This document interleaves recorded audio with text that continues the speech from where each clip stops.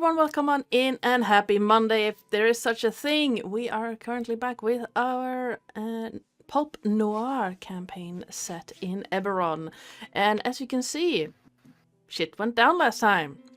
Hi right now, how you doing? And I love that hello emote.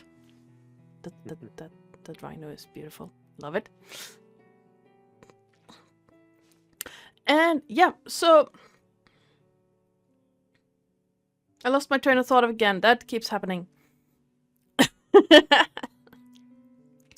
Well, the music you're listening to right now is by Sirenscape, as will be the sound effects and music going through in the game. The overlays, start to zoom screen, and the map you're looking at were made by me in Incarnate. The beautiful character art was made by Nat.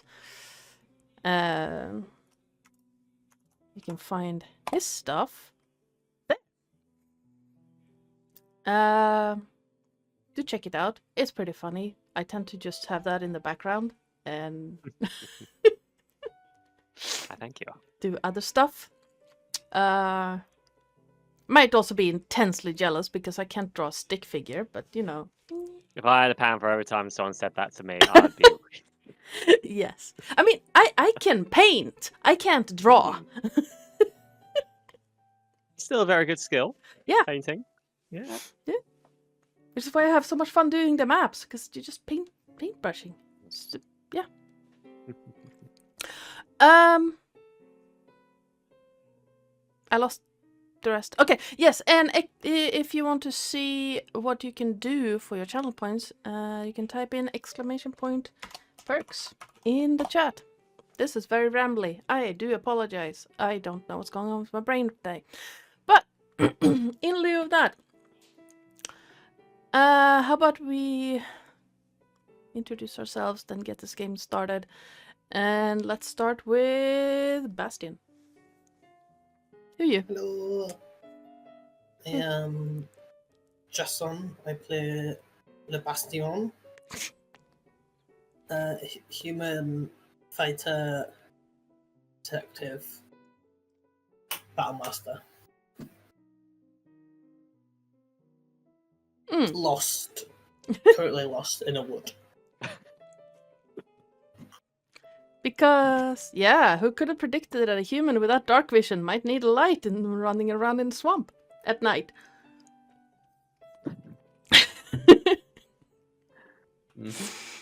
The person who always plays non-humans.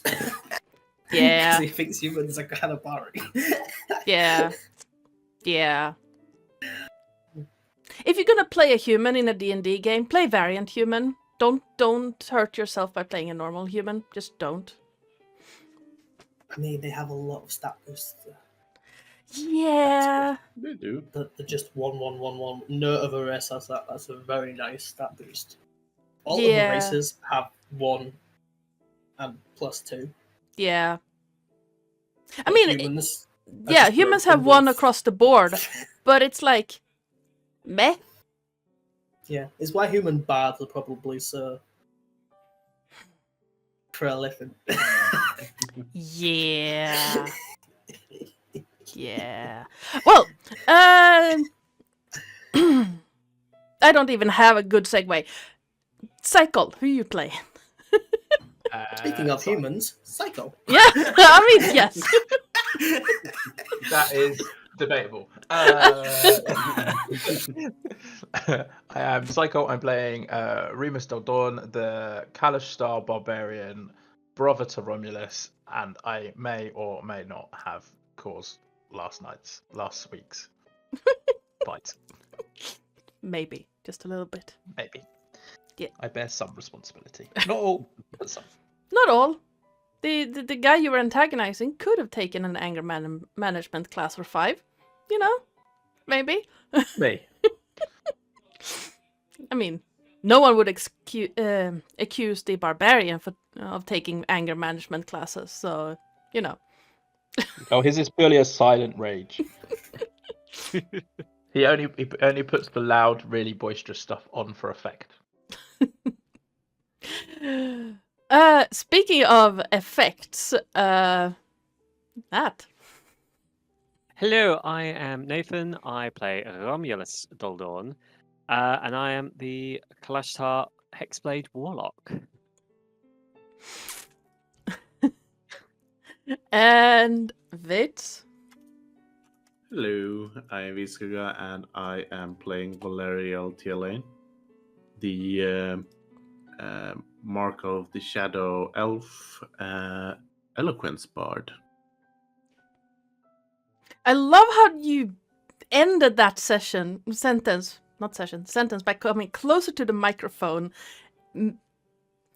That vibrato at the end was quite effective. Didn't like it, but it was effective. Mostly because No! I was about to say I don't like ASMR! We need to find a way that you can just turn his mic off. Because this happens at the beginning and end of every session. I'm just gonna record it, and I'm gonna put it as one of the soundboard things, and I'll just put it on anyway. That way you can't escape it, you know? And And you get like raided, he'll be like, "Allah, Allah." yeah, I mean, I'm full of nanobots by Terrace as my raid message. So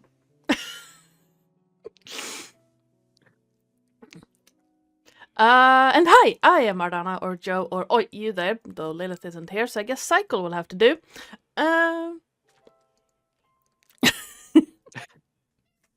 Cat?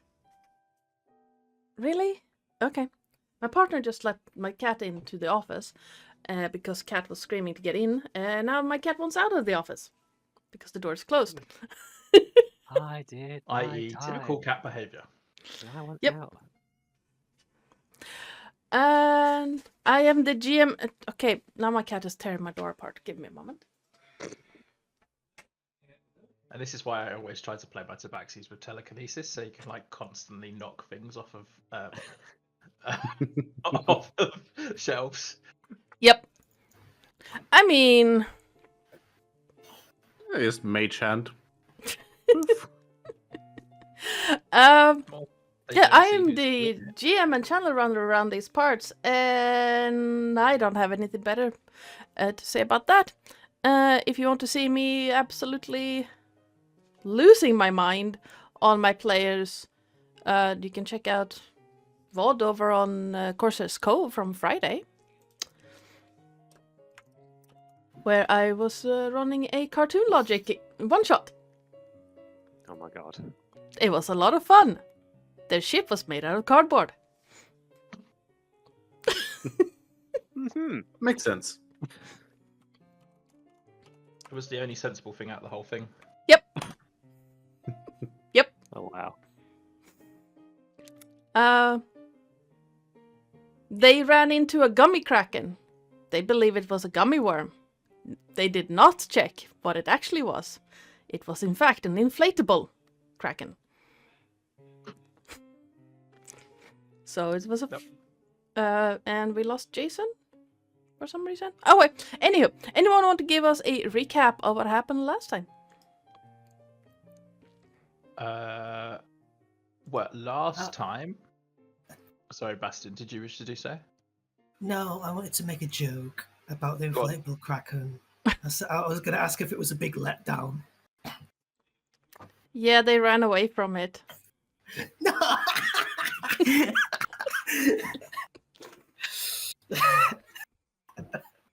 Which was, you know, it was raining on top of the cardboard ship, so of course they were gonna run away.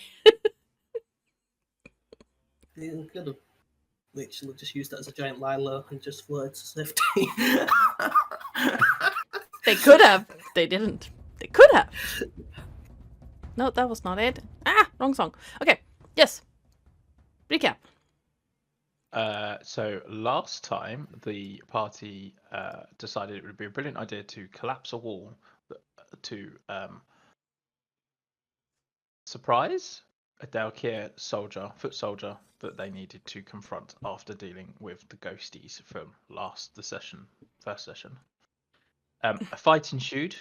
Bastion decided it was always appropriate to put Valerial always decided it was always a good idea to put Bastion between herself and the Dalkia at every opportunity. So there were several pot shots and a few knife blades that nearly hit Bastion throughout the entire proceedings. And they eventually defeated the Dalkia, and then they resolved the. They gathered the bones, found some bits and pieces, a couple of rapier, silvered rapier, and some arrows, and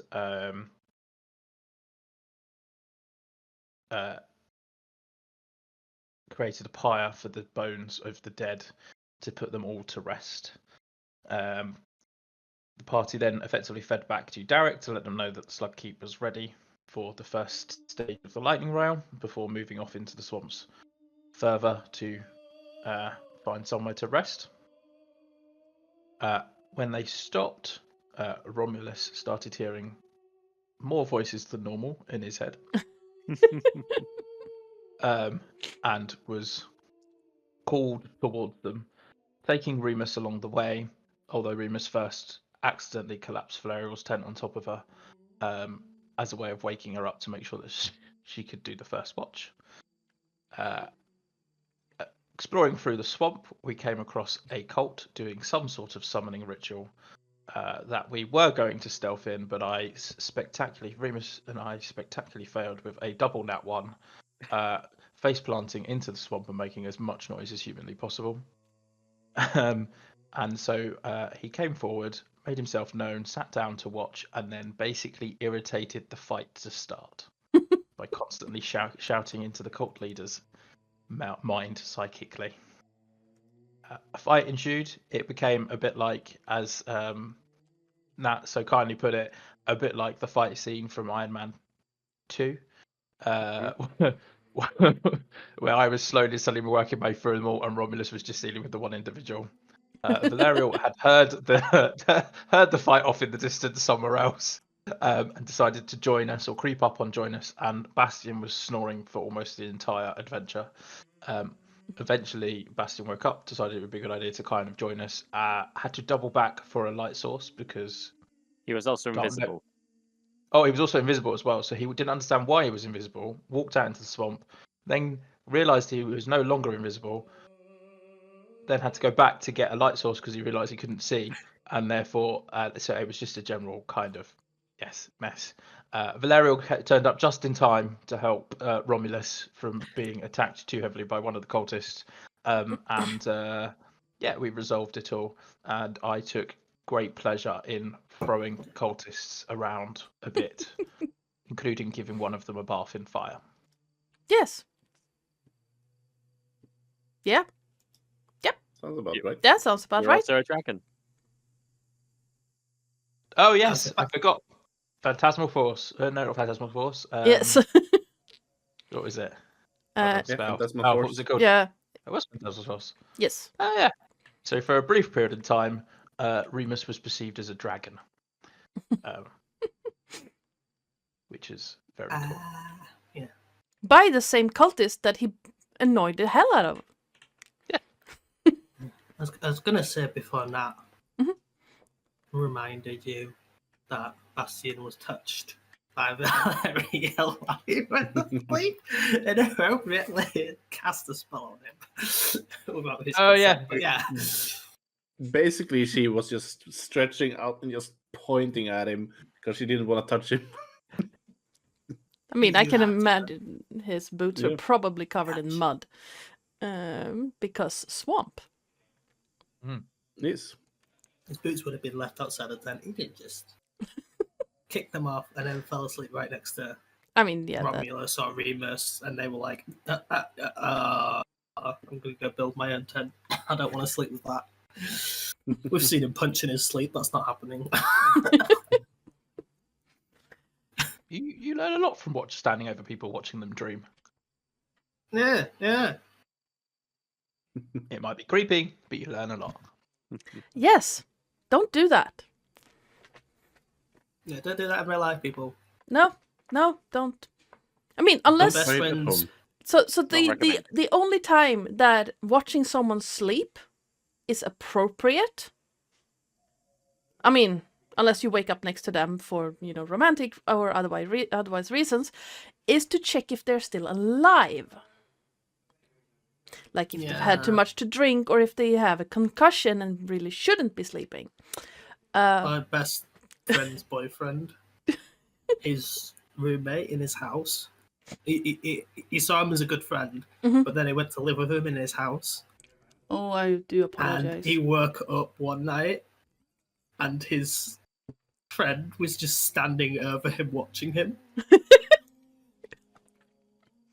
Yeah, and he decided to move out. I didn't understand. I mean, apparently he did it multiple times. I mean, fine. I'm a sleepwalker. I will probably do that if you don't lock your door if we were roommates. But I'm asleep the whole time. Because I walk in my sleep. Anywho. I think he confronted him about it, and he just shrugged it off. Yeah, no, in that case, just no, bye. Bye. No. No. Okay, no. Okay. Creepy. I get murdered in my sleep. I mean, at least then you won't have a problem with it. Not anymore. Anyway, creepy people aside, let's go. If we then are, they can watch you to sleep forever. Win-win. Twitch, this is not life advice. We're just goofing around. Please don't ban me. Is that if you like people sleeping, do not put them eternally to sleep. And ask first. Asking first if it's okay if you watch them to watch you sleep. Oh, I thought you were going to say ask them first if you can kill them, and then I was like, that's rather polite of you. I mean, some people are into that, as some court cases from Germany has shown us. Anyway, tangents. Okay. If we are all as comfortable as we are going to get after that discussion, let's get started. I don't know where the music went. I hope you can hear some of it at least. No, that's the wrong one. Where are you? No, still not the wrong. I hear moaning and crickets, but I have to turn it up to like 141% to hear it. Yeah, it's being dumb. I don't know why it's being dumb, but it's being dumb. Okay, that's the correct note. There we go.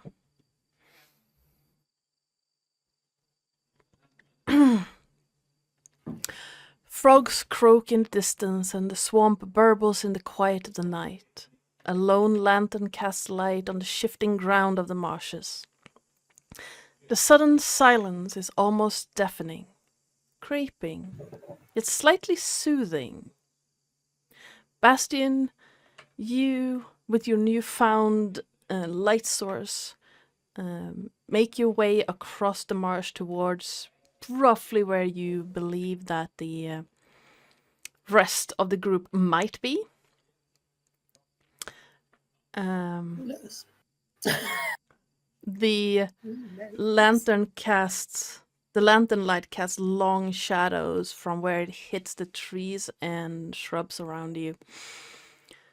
And once or twice, a frog jumps out of your path as the cone of light hits them. As you're walking along, Bastian, could you please give me a wisdom check? Not a save, a check.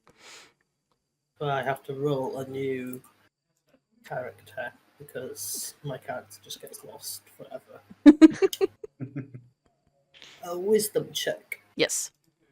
I have a +1 on that. What did I get? 11. Okay. Yeah, 1 above average. As you're walking along, you half remembers something that passed through your mind during your rest. in this dream-like landscape, you see a large you saw a large sprawling city reaching out in every direction from where you were at.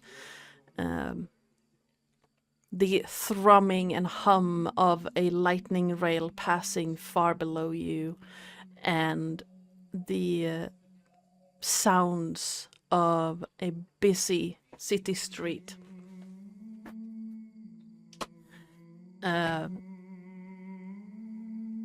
Airships came and went in your dreams, not too far from where your eyes would be located.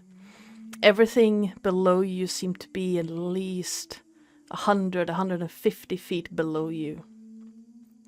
It's kind of hard to keep hold of this dream, and as most dreams, it seems to fade with each passing as you try to remember it.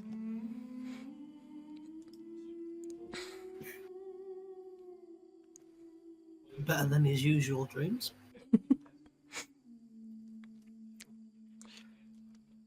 It only takes you a couple of minutes, well, a few minutes, 10 at most, to get to where the rest of the party is. And as the... Did I even give you a lantern on this thing? Probably. Hope so. You would emit bright light, right? So it's bright light 30 feet, and then low light for another 30 feet. If I remember right. If I remember my lanterns. I think it's 20 and 20, isn't it? I don't know. Could be. Let me have a look. It should tell me in the description. A lantern should be 2020. Okay, yep. I'm pretty sure. A bullseye cast bright light in a 60-foot cone and dim light for an additional 60. Okay. So that's quite a lot of sight for a bullseye lantern. Yeah, it is. And you can... But I guess it's only in a cone, isn't it? But then again, all I need to do is see in front of me. I don't need to see behind me. Okay, then I'm gonna 'Cause turn obviously these I don't have off. eyes in my head. And... Ah, that disappears. What? Directional light. Is that the direction? Okay.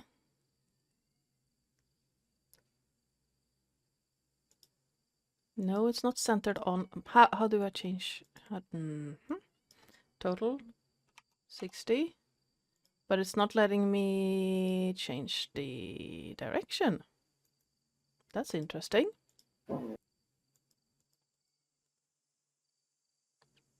I don't want it. Light is before the center. I don't want it. Can It's you... alright. I can see the whole map anyway. There's no dark vision on it. Yeah. I mean, that's fine. But I can roleplay that if I not. Yeah. I mean, that's fine. I just have to remember to remember. I really want to shout. He doesn't want to shout. He's not the shouting type of guy. He's just walking through the woods. I miss my old city where lights illuminated every shadow. This place is a little dark, even for me. Why is he tended to ER? I don't Never know. mind. Because he's depressed. That'll be it. That's it. I'm going back to camp. This is boring me. Eventually, you do come upon the wooden walkway that Romulus and Remus encountered. And yeah, that Remus fell over in. One of the plank walkways look a little bit busted up. Almost like someone stepped through it. And you see further ahead a bunch of flickering lights, candle lights, and a huge fire at the center. along with the rest of your party and a bunch of very dead people clad in rags.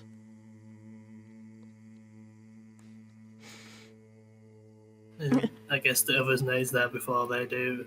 This is just clanking very heavily through the underbrush. There's the chains of his trench coat, because the chainmail's inside his trench coat, so it's just Yep. It's got lining to like make it a bit softer, but on the inside, Yep. it's chainmail. And it's shining a light on the scene and all the dead bodies, and he's like, you know, mass murder is considered illegal in most parts. What have you guys been up to? I was just waiting for the explanation as well. They were saying mass. I murdered them. It looked like they were summoning something, and it didn't look particularly good. I thought I heard something, and Remus and I went to investigate, and look what we found. Okay. Did they attack you first? Define attack. Technically. Did he try and put a dagger in you first? Yes. Okay, that's legal plausibility. Now, if we leave these, they should just rot away in the swamp. Nobody comes in here. Well, I'd still like to understand whom it was summoning, and he definitely mentioned something about a prince, and the green goo over there looks rather interesting. So they did mention they were summoning a demon. They just said that they were summoning his prince, I think. Oh, dear Oh, wow. God. This would not be legally in your favor if this was inside a city. And then Bastion's going to search around. He's going to search the first cultist he sees, and he's going to try and figure out who they are and anything to make this feel better in his brain so he doesn't. See if he might have a wallet or a driving license on him or so. Yeah, I don't Okay. want to arrest my friends for mass murder, but he's a detective. He's very lawful. He's a good lawful good. Okay, Um, While he's doing Depressed that, I would also grumpy. like to This is see if our I can remember. alignment. Can I remember anything about any entities that would go by Prince, be it from the Nine Hells or some other aberrant being or entities of sorts? okay. Bastion, give me an investigation check, and Valeriel, please give me a religion or history. 23. It's roughly the Nice. same. So I'll do. I'll do religion. And I need to double check something real quick. Yeah, that's pretty good. So yeah, Bastion puts his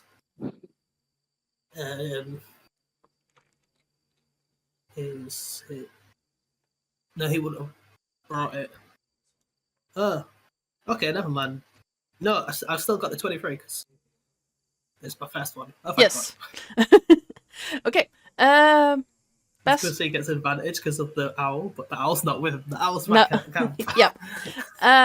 So, Bastion, with that investigation check, the rags themselves don't really tell you anything other than that these people were probably out in the swamps for way too long, for their own safety and good health. The one that you're looking over is distinctly human ? Was human at some point. Looks kind of human. can't really tell if they've been changed, but other than being very, very dirty, I think we lost Psycole. Oh no. You do find around their hand what looks like a wrapped row of some form of metal. It's kind of hard to tell which type. It seems to have corroded quite a bit. And on it hangs a couple of charms. Not like magic charms, but like almost like amulets that is hanging from it. And one of them has a single drop on it that looks like it's more corroded than the rest of the chain.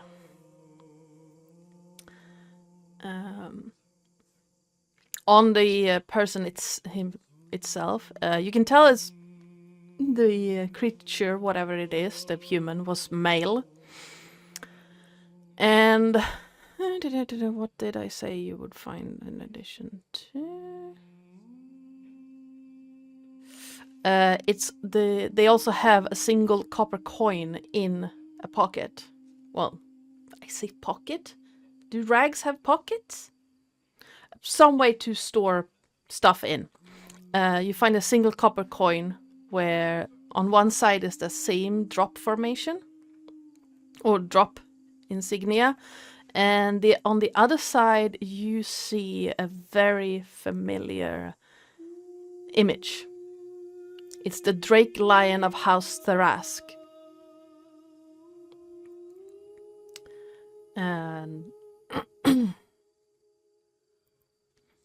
but other than rags, this copper coin and the charm bracelet ish, it's a coiled chain with So, which one was for Ask again? I'm very bad at remembering this stuff.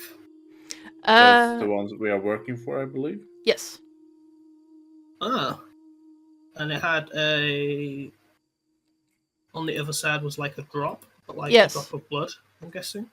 No, it's the same. Like on the cultist's bracelet was a small charm that you could hook on with a drop of corrosion, like a broken up drop symbol, and the same is on the coin on one side.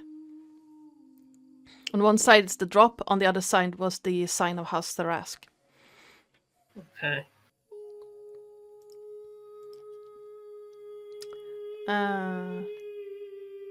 So I can't make out one side because it's corroded, or no, it looks like it looks like a water drop. Acid. It looks like a drop of acid, yeah. On one side. With Valeriel, with that religion check, you remember tales of a Delkir prince known as the Prince of Slime. The name is Kirsin, and there are some cults or religious sects that worship him from the collective thing known as the cults of the dragon below. You also remember that the dragon below refers to Kyber. All right. So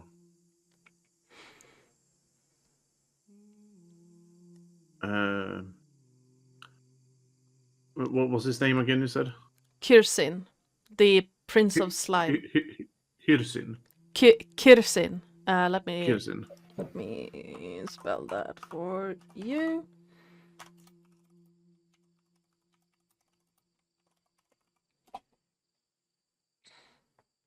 All right.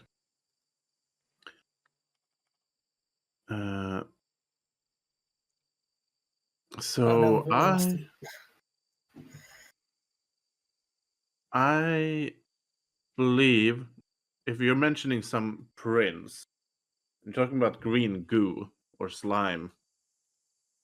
I think it's a very good thing that you stop this ritual. Because the only prince I can think of in that connection at all is Kirsten, the Prince of Slime, which is a Delkir.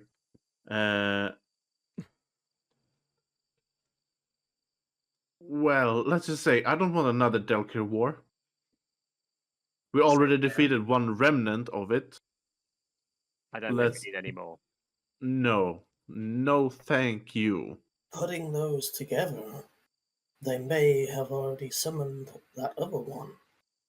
Perhaps he was practice, and they're summoning them from the prison that they've sent them to. Or maybe he taught them how to do it. That could also be true. These coins have a drop of acid on one side, and our house's logo on the other.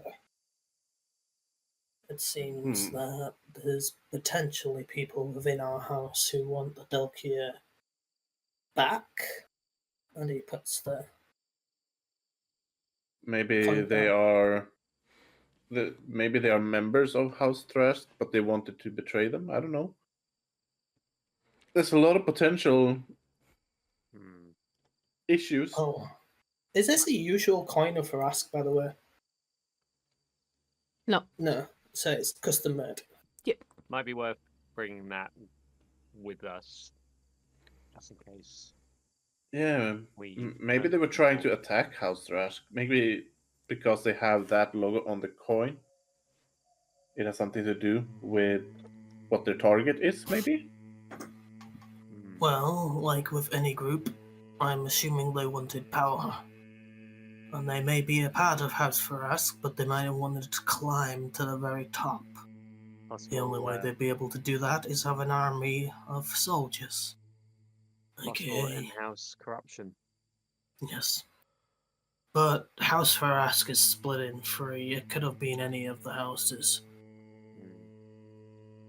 So... Perhaps some of the cultists might have. We should probably mention this to Derek. Yeah, we'll send them the coin as well when we get to a village. Perhaps the druids will have messengers.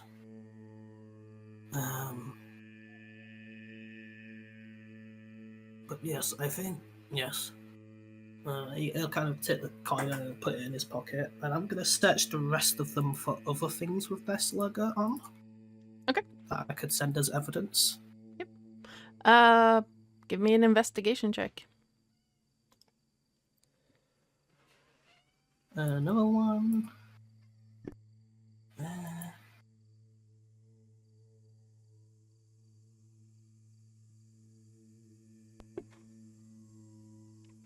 16. It's a little bit difficult balancing the lantern, the lights, the swamp, looking through what is essentially piles of rags at this point, like really cut up piles of rags. But you do manage to find a few interesting things on the people that you're checking. On the so in addition to the one you found on this guy, don't do that. On now I need to zoom in. So you don't find anything in the pile right here that at one point used to be 2 cultists, but are now an amalgamation of the 2 because something very horrible happened to their general skeletal structure. Just in time for the culprit of said violation of general skeletal structure to manage to rejoin us. Yeah, Bastian's just kind of looking at the 2 brothers. Really like, do you normally enact such violence. I get paid to. You're a mercenary. Thug for hire.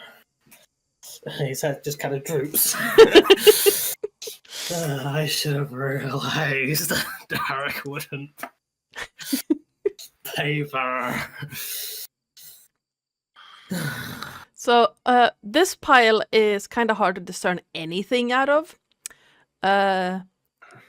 This pile you realized used to be one person and are now two halves of a person. But on that you find another one of those copper coins. And you also find a small vial of something very acrid. It's like tipping the vial slightly, you can see that it's very viscous, whatever is in it, and it has a greenish purple tint to it. Your purple acidy thing look like this. Well, Was it acid and bubbling slimes like- go well together. Yes. Probably a simmering component, and I'll put that in the pocket where I'm shoving the evidence. Yep. And then on the main guy, this guy, you do find two interesting things.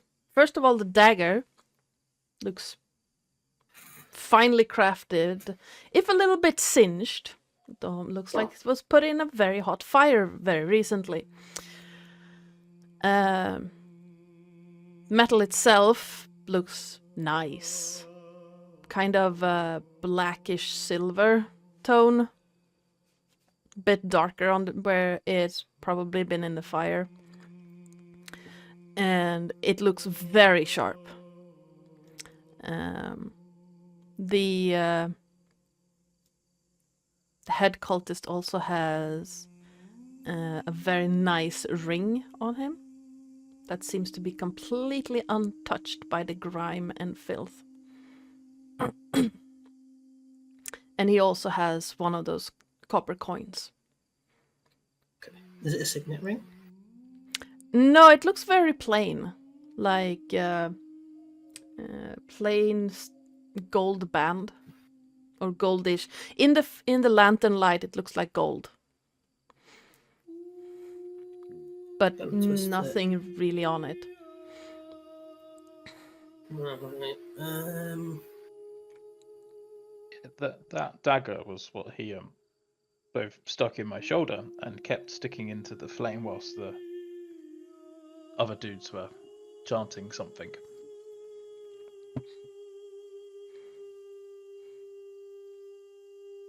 Are there any symbols on the dagger? Or components? What you can tell, the handle is made out of either bone or wood. Probably bone because it survived the fire. And the blade looks like it's exceptionally sharp. And made out of a strange metal that you can't really tell what it is, other than it's like a dark gray, silvery kind of tint to it. But in this light, it's very hard to tell. I'm looking at it, and typically, this is something I would offer one of the party because you keep saying it's very sharp, which means it's +1 or something.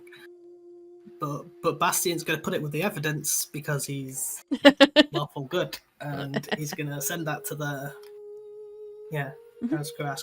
But since the gold ring is plain, he goes, looks at the barbarian, and he gives him the gold ring. Okay. He goes, the spoils of war, that's payment to not do this when we get to the druid camp. Well, if they don't stab me first, then we shouldn't need to worry about it, should we? Yeah.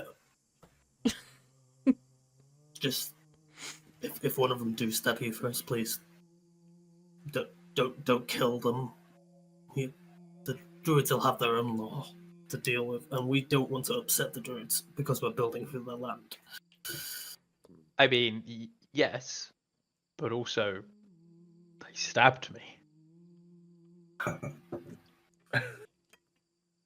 I see your point, but counterpoint. I mean, he stabbed me, and I threw him into the fire. He could have chosen to stop at the point where he was burning alive. I'm not talking about the cultists. I'm talking about the druids. If one of the druids stab you, please do not kill them. Punch them very hard. Yes. But I'm just trying to understand. Someone has stabbed me. Yes. In this theoretical future with the druids, and you want Yes. me to not decapitate them. Yes. Cool. The can be arranged. druids will deal with them. The druids will deal with them. The druids are typically hippy-dippy, lovey nature shit, so as long as you don't burn down a tree or something in front of them, I think we should be fine. There should be no stabbing. There was strict instructions from Derek that said that we cannot harm the forest as part of the deal to allow the rail to go through the druids' lands. Yes. Therefore, How the fudge are they going to manage that? maybe we can How are ask you the supposed druids to politely ask the trees to move out of the way. If they speak, I guess I could try, but I highly doubt it. He did mention a forest fire, though. I think that was a later location.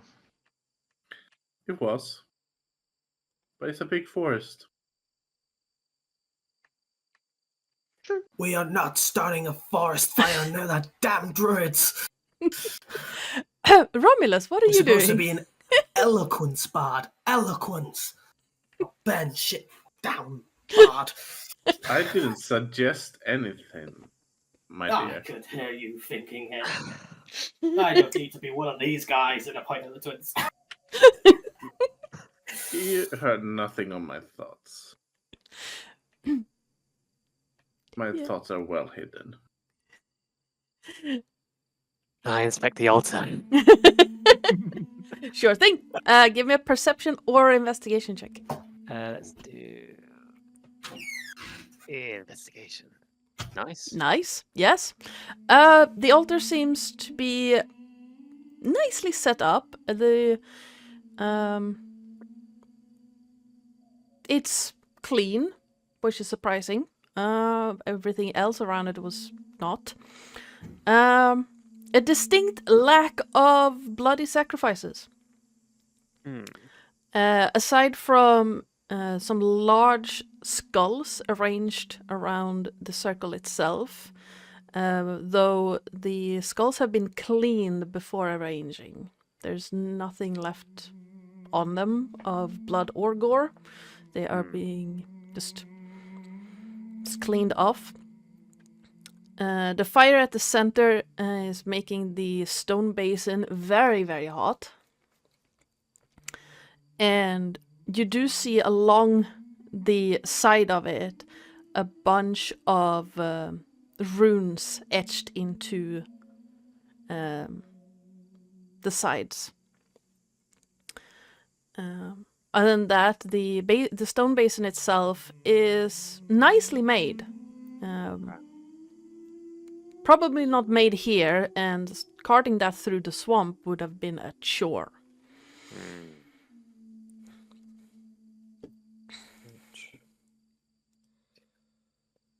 Interesting. So, two things. First thing, what am I able to I'm guessing I probably don't do I recognize these runes at all? Or... Let me check.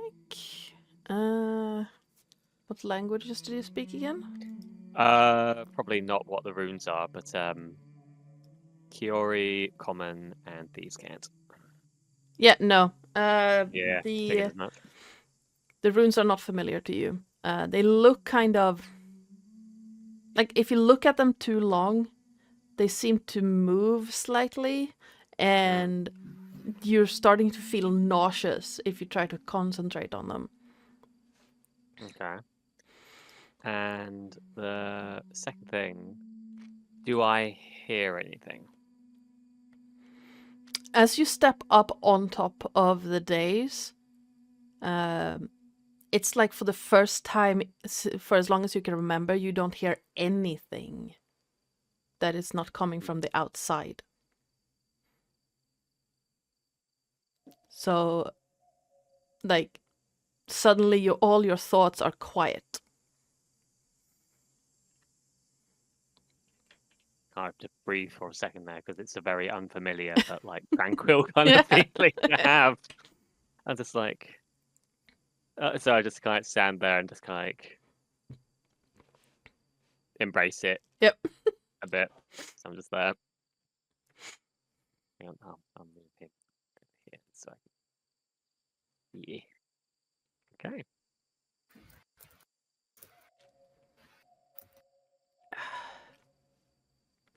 Okay. Remus, what are you doing? Apologies. What did Bastian find and Valerio find whilst my internet was playing silly buggers?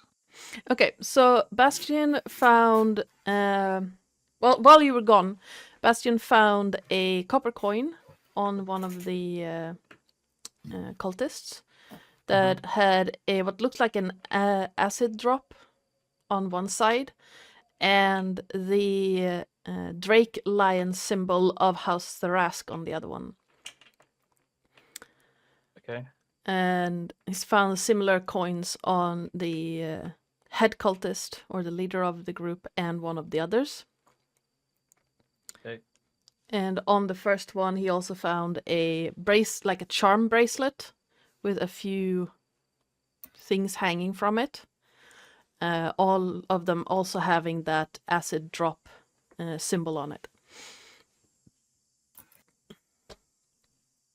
Other than that, it was mostly just rags. They did have scimitars that they tried to, perforate you with, so they are also laying around. But you don't have to roll for that. They are there. They dropped them when they died. So. And I also found I realized the Curson, the Prince of Slime. Yep. Was probably the prince they were referring to at Delkir. And I told you guys about that, basically. Yeah. Can Remus will turn to Bastian and say, "Can I just borrow that blade for a moment before you sequester it?" Okay. Pass it over to him. And I'd like to put it just chuck it straight into the fire. Okay. Well, Romulus, a dagger comes flying past your head. I was enjoying peace and tranquility for just 1 minute. And that's evidence. What are Warning, you doing? brother. Warn me. You don't burn evidence. Well, that was unexpected. You do burn evidence. That's the whole reason why you get away with it. That was entirely. I would not have said that, but yes. Bastian, as you run up to the stone basin, the bone handle is completely untouched by the flames. However, the blade is turning black from the soot.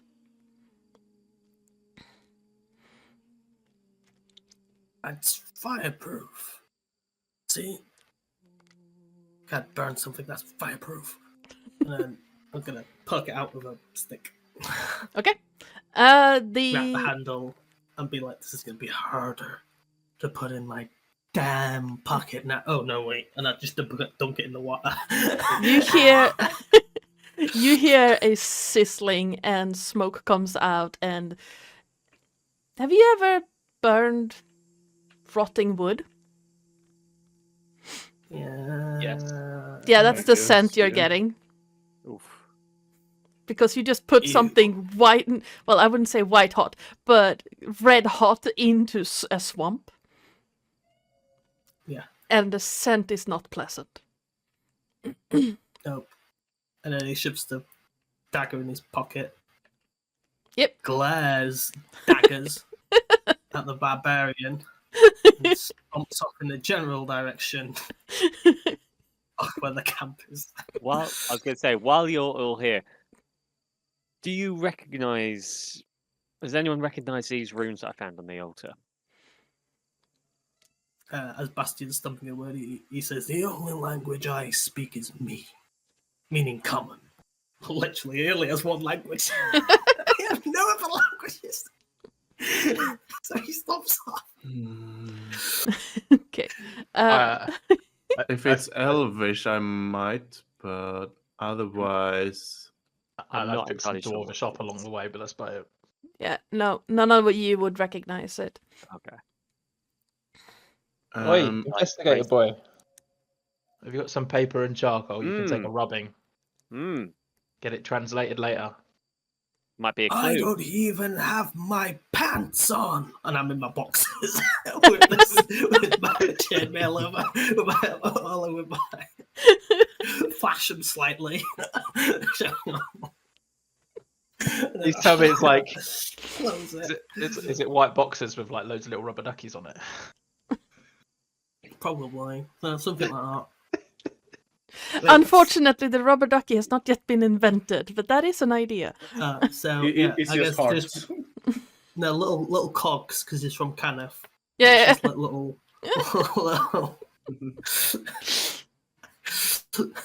So yeah. Oh no! Stomps off. Realizing that you're only in boxes and your overcoat, I was just sit around and you look down and you go, "Nice nuts." You carry on. Lots more swearing and grumbling and Okay. whatnot as he stomps off back to the camp where it's warmer and he can go put his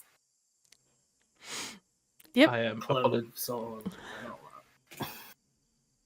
I apologize for the dagger, brother. I just wanted to understand whether or not the dagger was the weird chanting was required for the ritual to complete.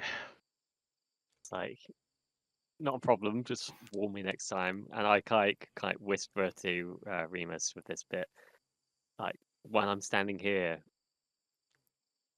there is nothing. I've got nothing going on up here. Are you whispering or are you trying to use the link? Oh, yes, I forgot about that. I'm going mentally, yes. Yeah. No, the reason why I ask is if you try to do it mentally, you get nothing. Oh. So you just staring at each other. Yeah. Hello, is this thing on? Hello. I think Okay. he would probably quirk his head because he would probably recognize facial expression of mental communication between brothers. Yeah. Yeah. And so he'd then walk closer, and presumably the silence would be there. Yes. So complete silence. Well, this is a novel experience. He will say out loud. This is bizarre. what is exactly? Well, since we were children, we've heard the voices of people around us, as well as some sort of spirit that seems to hang around us. And standing here, everything's quiet. That's curious. Extremely. It has never happened before. Would we have ever been in a situation where we could have come across something like this before? I don't think we could have done. I mean, you lived in Sharn, Hmm. but would you have actively sought out weird cultist ritual places as children? No, not as children. Maybe as teenagers. No, I'm Yeah. joking. No, this has No. never happened before.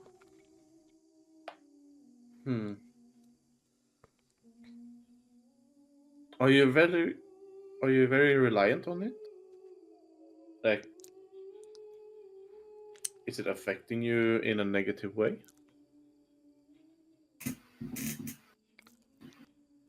It means I have to physically speak to you. It doesn't. You know you like to talk to me. You might not think you do, but you do, and we all know it. Such a sassy bitch. It means I have to talk to you. Yeah. Yes, Romulus, you were saying? I don't necessarily think it. It's just like a dead zone for us. Normally, like we can hear a lot of things going on, but standing here, nothing. And I try to maybe speak to her and mentally, and Yeah, nothing. nothing. Like Yeah, like you So- can hear you can hear frogs, you can hear birds, you can hear the insects, but mentally, Yeah, I can't hear anything. yeah. She's gonna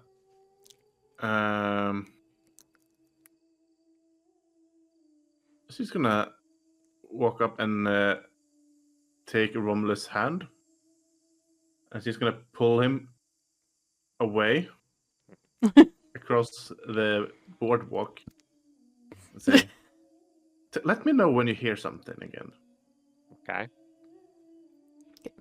The moment you step out of the circle of the skulls, like all regular, like the normal sounds come back.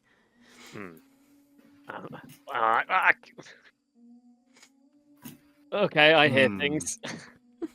Curious. And she's gonna just kind of grab his head and then gonna slowly shove it back into the circle and then pull it out. I don't know what this is achieving. It's giving me a headache. Just silence, massive sounds, silence, massive sounds. Yeah, it's basically like someone's turning up and down the volume control. This is most fascinating. Yeah, this is new for us too. Also, let me know if you want me to stop, by the way, because he's keeping doing it. Please. Romulus, could you please Very disconcerting. could you give me a con save, please? Oh God. Yeah. I'm just imagining Ace Ventura when he's opening and closing the balcony door.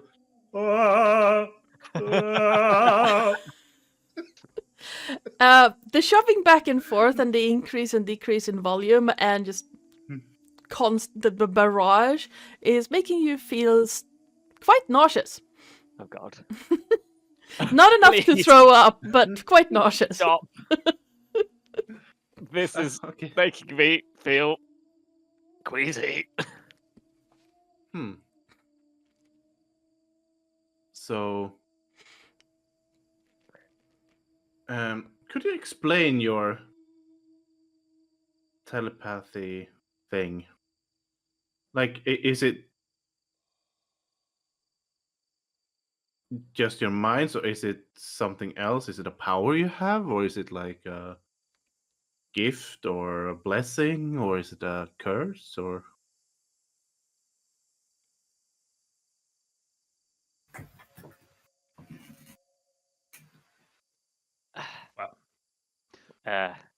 We don't really know.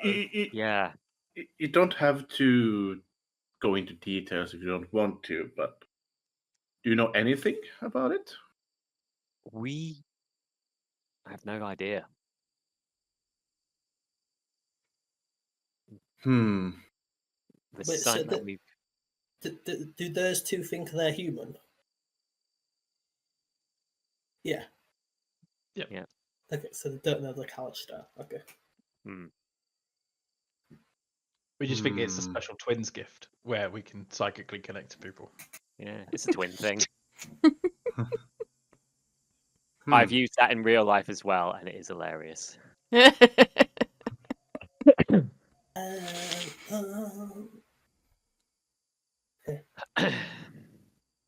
Well, it's weird then that it's not working when in this circle, but outside it does work. Do you prefer with or without the sound? Well, it's very disconcerting without it. It's kind of peaceful in a way, but having it has having the ability to speak mentally has come in handy many times. So, Oh, I can imagine. mm. I wish I could do that. I can read minds, but I can't speak minds. Although, I mean, I can always invade your mind, if you know what I mean. No, I don't know what you mean. What do you mean?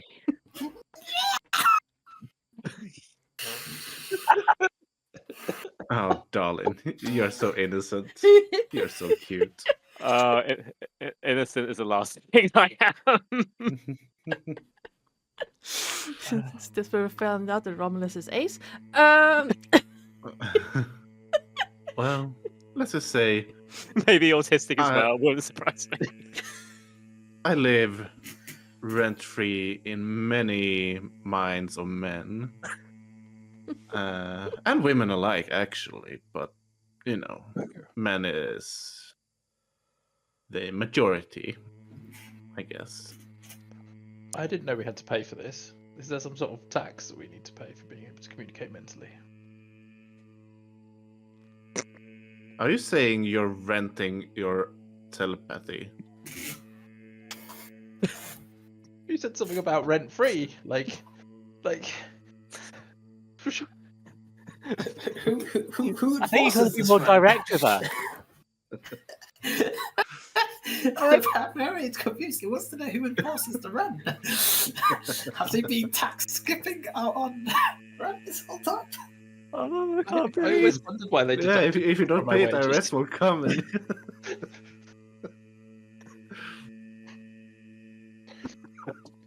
Oh damn! I should have thought of that. I live rent free in so many people's minds. Maybe I should take rent You should. from them. You really should. Hokey Oh day. wait, I do.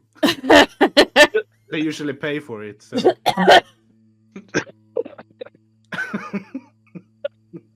I don't even know where I was going with that. But okay. So, yes. Remus, the moment you step outside the circle of skulls, all sounds come back like they normally are. And I'm not sure where Valerial left poor Romulus when she stopped shaking him all about. Basically, just outside Okay. the ring. Yeah, then you would feel that the connection is back, like with everyone.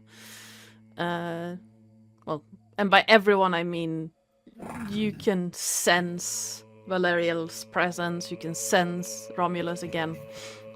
Bastion is outside the range. He's just marched back to camp. Yep. So he will psychically say to Valerian, I think I prefer it this way. And he'll start marching off to camp.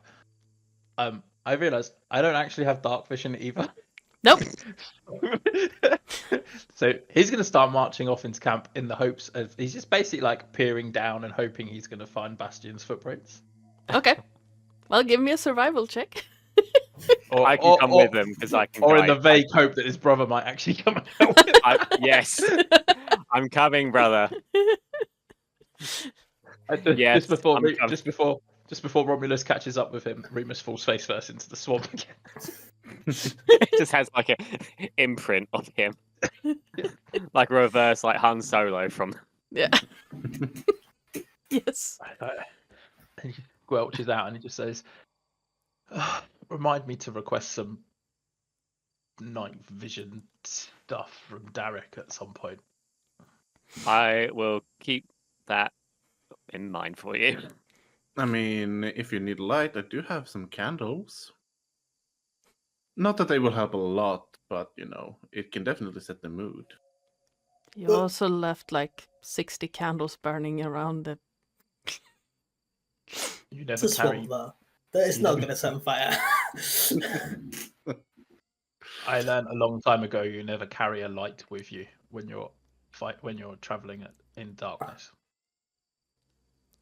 You never know what might come out and see you, or what will see you before you see it. You're not wrong. But if you want me to lead the way, I can as well.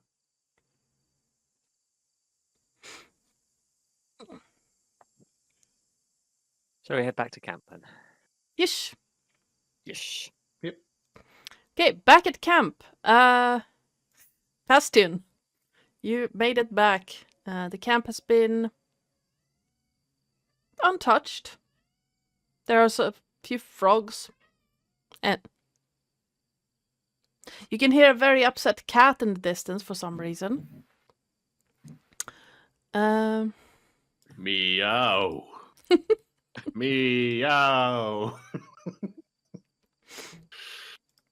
Shut the fuck up! I've got sleep to catch up on. Fucking Okay, cats. I They're everywhere. moved the flag. Why are people not? Are you guys getting? I'm on the right one. I'm on the swamp picture. Hold on. Yeah, Yeah. I'm on the swamp picture. It's all good.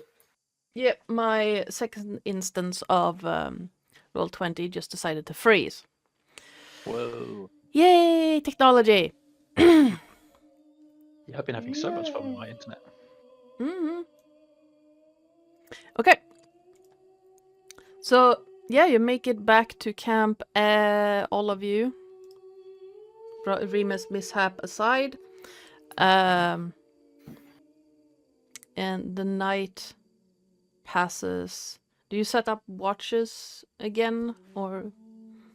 Valeria kind of sighs when they get back and she says, all right, since you guys are clearly incapable of just remaining in camp, this time I'll just keep the watch.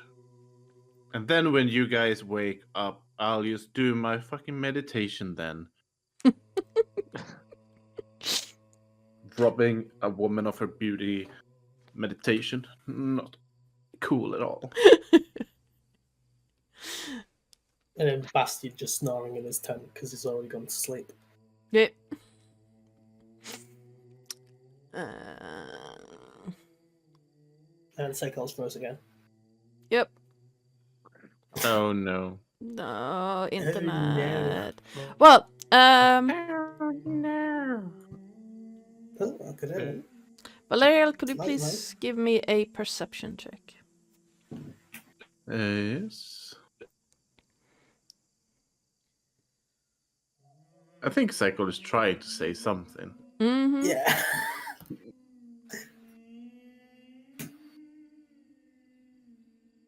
Oh, he's 15. back, kind of, ish. Yay! Kind of. Kind of. Ish. It No, he's froze again. swapped screen. Swapped frozen position. Looks less weird now. Valerial, during your watch, you hear some strange sounds.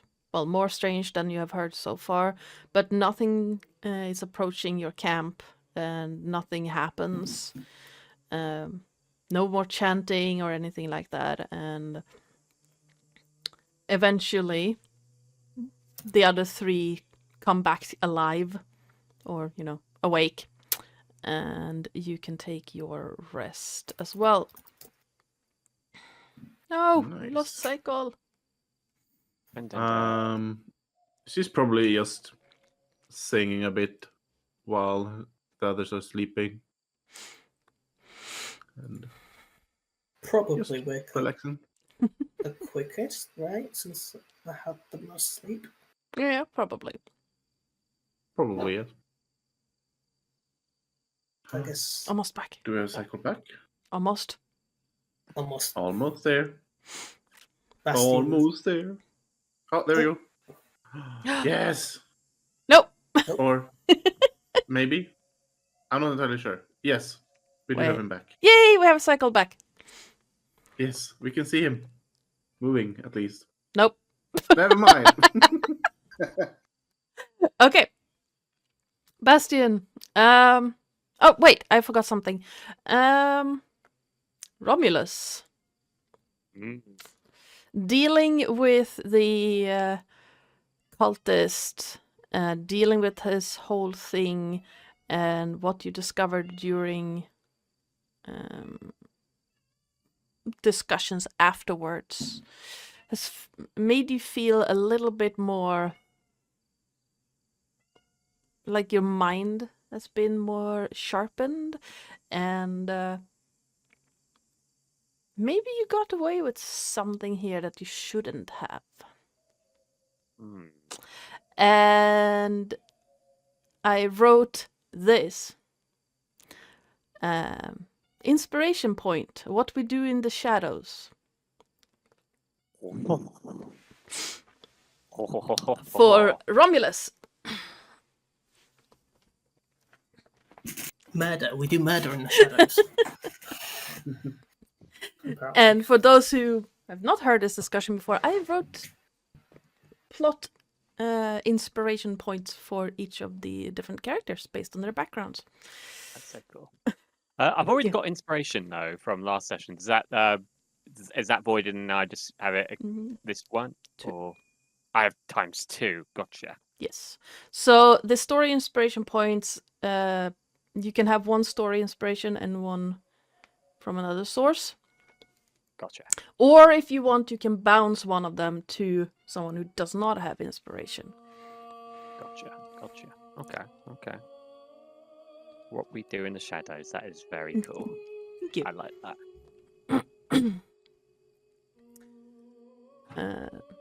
that. Morning dawns. The air is hot. Not hot.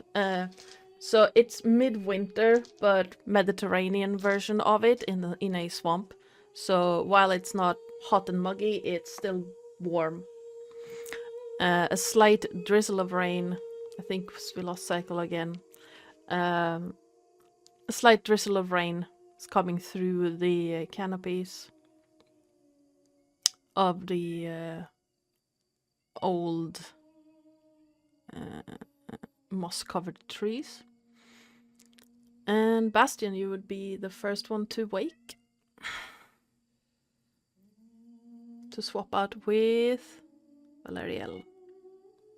Yeah, okay. He shifts on his clothes. Steps outside with his goody boots and just sits near the fire and starts making coffee. And he's like, if I wasn't a night owl who was used to doing investigations during the darkest times, I'd complain to you all about waking me up so early in the morning. But luckily for you, I live in a city that's in eternal darkness, so... What's morning, am I right? He just starts making coffee. Huh. Curious place to come from. A chair is a special place.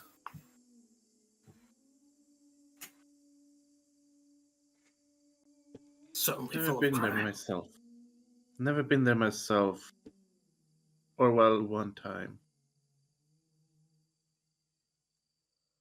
It was a lovely concert, by the way, but was a bit dead in the audience, if you know what I mean. I don't think the dead usually buy concert tickets. They usually just stand guard. Exactly. There were a lot of guards for nobles and whatnot. So half of the audience were kind of dead. Mm-hmm. Well, I wouldn't have caught that concert. I don't go to concerts. You're missing out. It's a nice thing. You get to meet a lot of very important people. You get to enjoy some nice music. And some nice drinks. And food. I did have a brawl with a Goliath in a theater once. But that's because he was stabbing people. Oh, good. Then it wasn't my bodyguard. Oh. Or maybe it was. Maybe it was, actually. Did your bodyguard disappear in the chair at any point? Because he went to jail. No, but he does belong to a criminal syndicate that my father insisted to hire for me. Yogurt, he's called.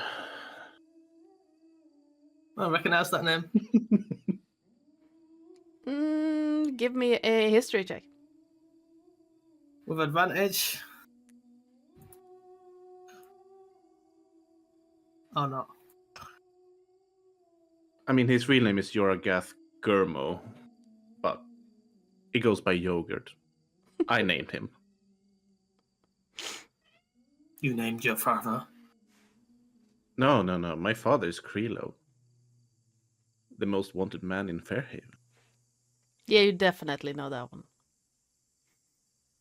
Krilo is famous for being able to avoid capture by some strange means.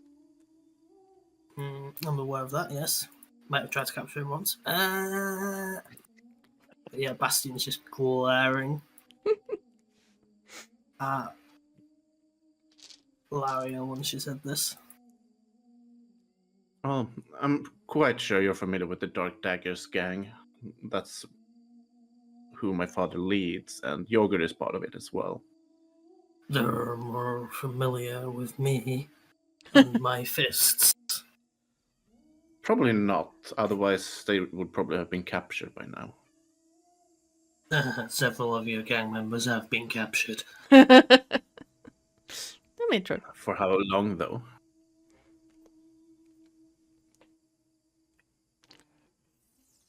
I assume the maximum penalty for smuggling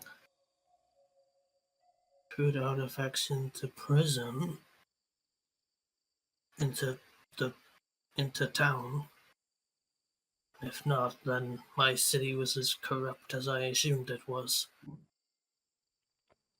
Probably not wrong. There's always corruption. No matter where you're looking, there's always one you can buy or persuade.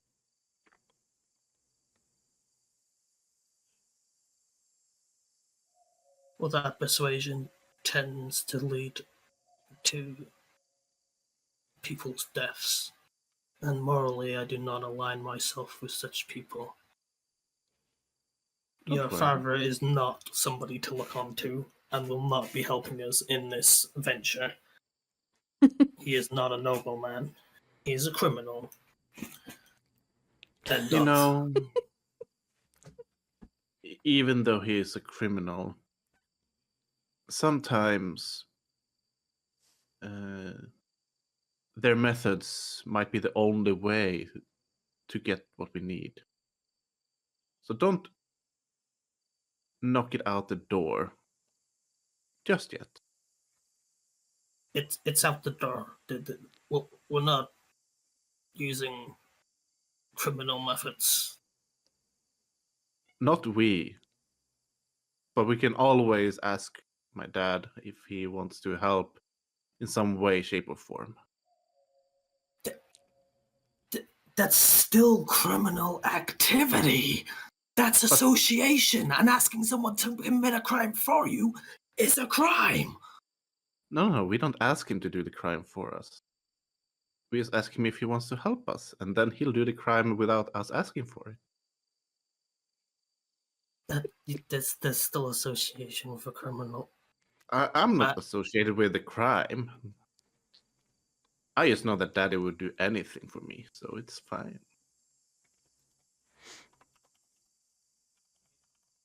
Do I remember anything about her dad? For instance, his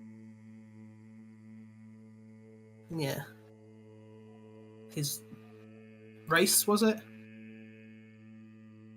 Changeling. Mm-hmm. Well, the fact that he's a changeling is not all that known, but Krilo is known as the criminal mastermind of Fairhaven, and he is very good at disguising himself and avoiding capture. Does Bastion know he's a changeling there? Do I have to roll high on history? I just don't know.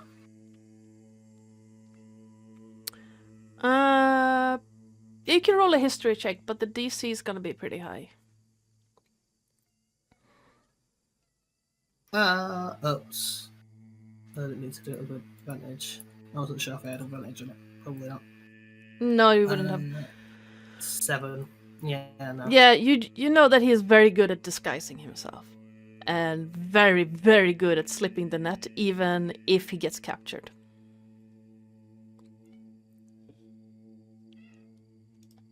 Because he's a criminal and he pays people off and they take it, and yes, Bastion does not like him. He goes, "Why don't you go get your beauty sleep?" I don't need sleep, I just need meditation. It's the same thing. Do the thing that makes you be quiet for a certain amount of time so I can enjoy my coffee while I contemplate the knowledge you have given me. If you give me a cup of coffee that I can have to smell while I'm meditating, that would be appreciated. You can have the dreads. And he'll put whatever's remaining into a pot for her. She'll take it. And she goes into her trance. Yep. During this conversation, I imagine that the twins would wake up. Possibly Romulus to this whole spiel about not working with criminal elements.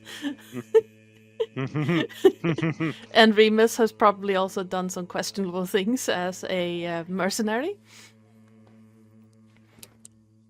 But, you know. Maybe. Yeah. My character would have Most been a recently paladin smashing 2 people together until they. if I was allowed to have a divine fist, but yeah. There we go. Camera's fixed because Psycole's internet cannot make up its mind. What did you say, Psycho? No, did we lose him again? I was about to say, most recently smashing 2 people's bodies together until they became one individual. Yes. Yep, that. Yep. Mhm. So yeah, I guess like if they come out of the tent, what they see will be a fully functioning work desk, a chair, and like a load of files and stuff, and his clothes on one side because obviously his clothes need to be somewhere.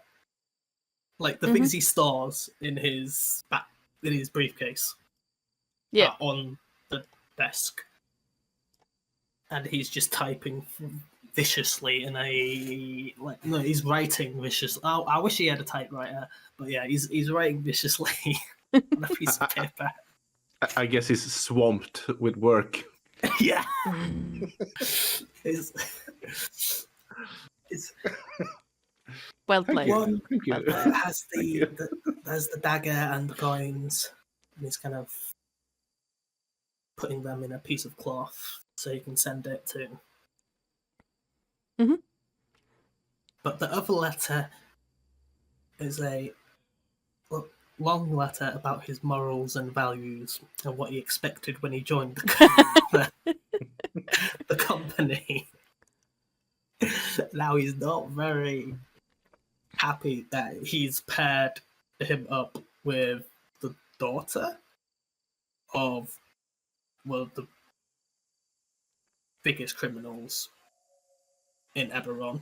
She has multiple times tried to keep out of his city and veiled because they just keep popping up at the woodwork and he just has to punch them back down.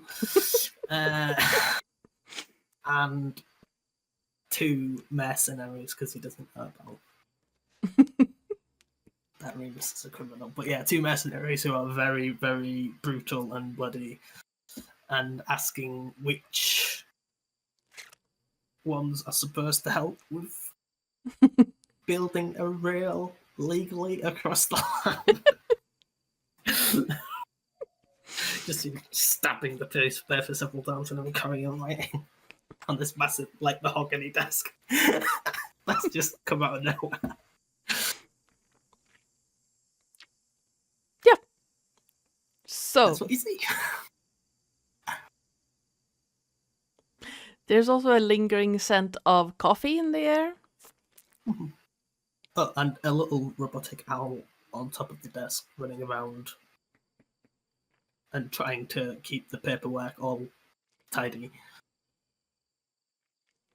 And sometimes going over to his paper to steal it so he can file it in the right place. Yeah. And Bastion just grabbing it by the head and putting it back. Going, no, I don't want this filed. They just like keep on sneaking up and trying to pick up this piece of paper and run away with it. And he's like, I don't want that filed. I'm sending that one. It's like, Archimedes, behave. Damn your OCD. And the owl just keeps running back along. Almost like it was programmed that way. So yeah,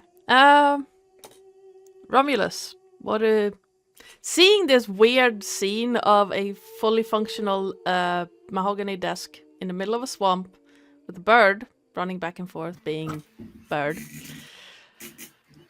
especially after the night you just had, what do you do?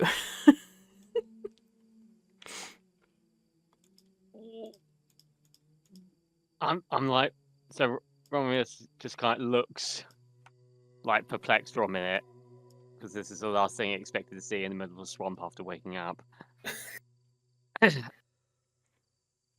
And like he says, good morning. Mourning. Stop. Are you okay? I'm fine. I'm just writing a letter to my superior. The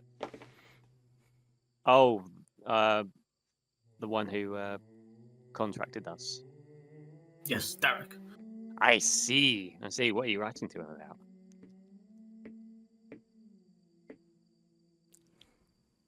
Recent events. Recent The- events. and the map. Interesting. The map. I'm posting the map Mm. that I've drawn.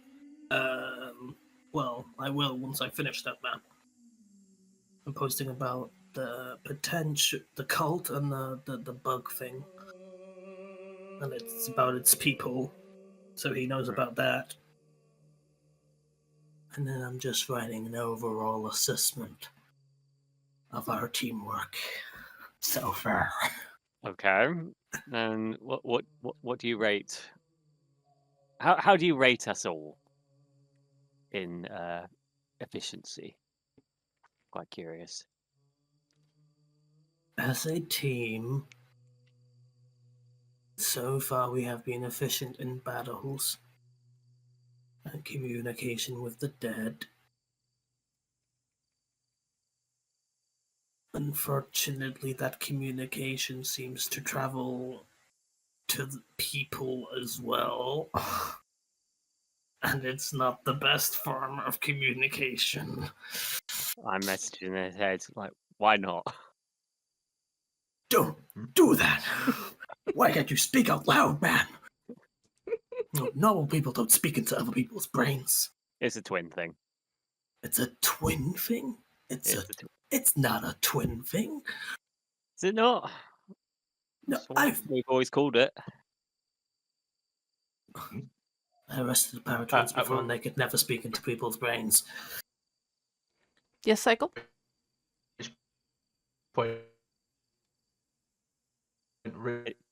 We must connect with Bastion from inside the tent and say it's definitely a twin thing.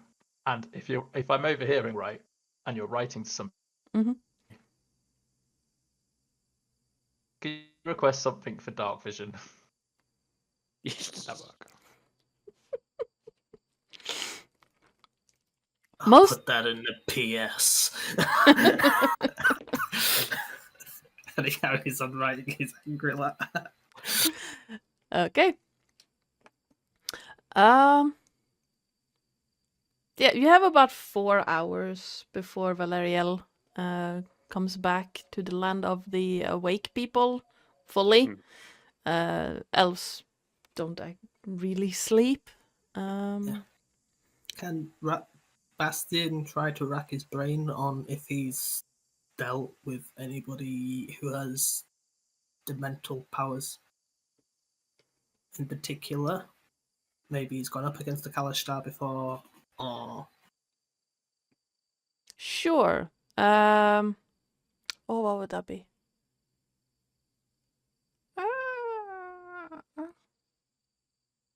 History and nature, I'd say. Well, history is better, so I'll go with that.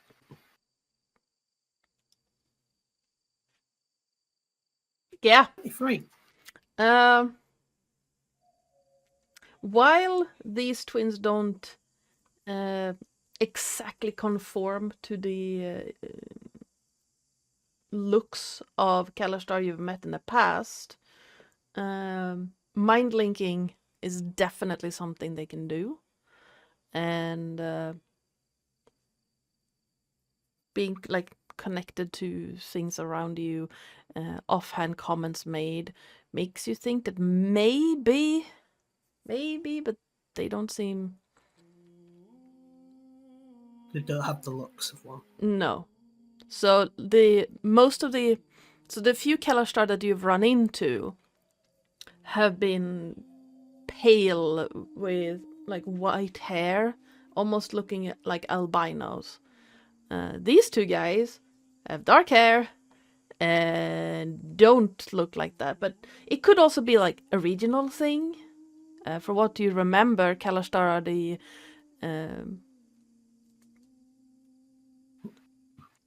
descendants of quarry spirits and humans look very different across Corvair. This is very true. They could also be part human. Yeah. So the Kalashtar being the dominant gene. So just for reference, are you Romulus? Yes. Or are you? Yes. I had to look at my character sheet. Yes. He looks happy with that. He's like, but he's managed to tell him apart. I've seen that expression in real life so many times before. It's fine. You're adopted or orphans? We grew up in an orphanage. We were found. I guess my deduction might be right. What do you ask? Hmm? What do you ask? Well, a lot of your mental characteristics are similar of a individual that I was put up against. A man that I had to hunt down. He lured people, well, I say people, kids away using a voice in their mind. And he would trick them, and he was running a smuggling ring. He was trying to smuggle the kids out, sell them off, slaves, whatever. He was not a nice man. But he didn't look like you. He was pale and white, blonde hair. But he told me he was a Kalashtar, and I did some research on them. And it's a type of people who are half human and half Quarren, was it? Quarry. Quarry. I thought you said half corn for a second there. I was like, well, Quarry. They have Quarry blood in them, and the Quarry are immortal in more than one way. Basically, they're like spirits that stay within their ancestry for multiple years. They speak to the Kalashtar. I guess this Kalashtar had a particularly nasty Quarry speaking to him. But, yes, typically they have voices in their heads, and they are telepathic. Being able to speak to other people. That's mostly what I know about them. Perhaps you're related to them, perhaps you're only half. You could even have a distant relative who was a Kalashtar, and you have gained his abilities.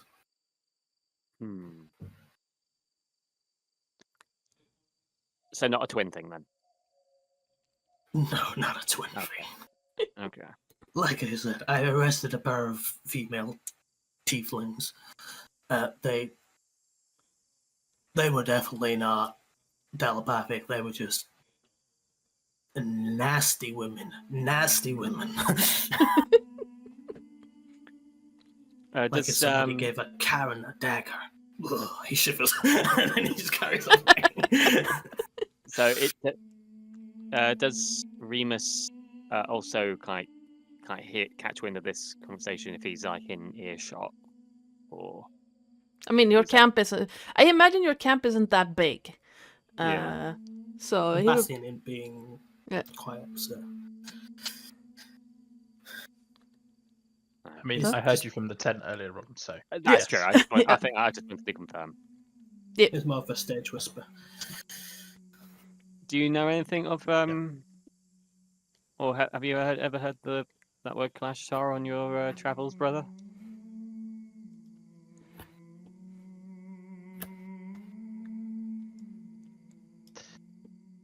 No, the whole reason I left Sean in the first place was trying to learn more. Wow. At least now we have a lead. Pretty big one. You must learn more. No, for sure. This is Which very, very promising.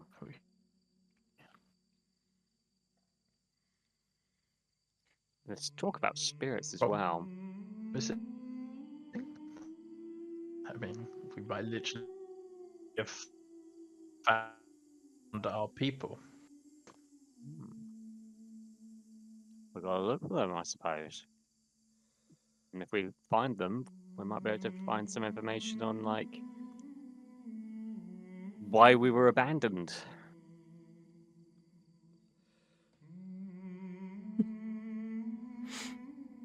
Well, if there's any pale royals in your city, maybe he slept with the local bartender and just decided it would be better to,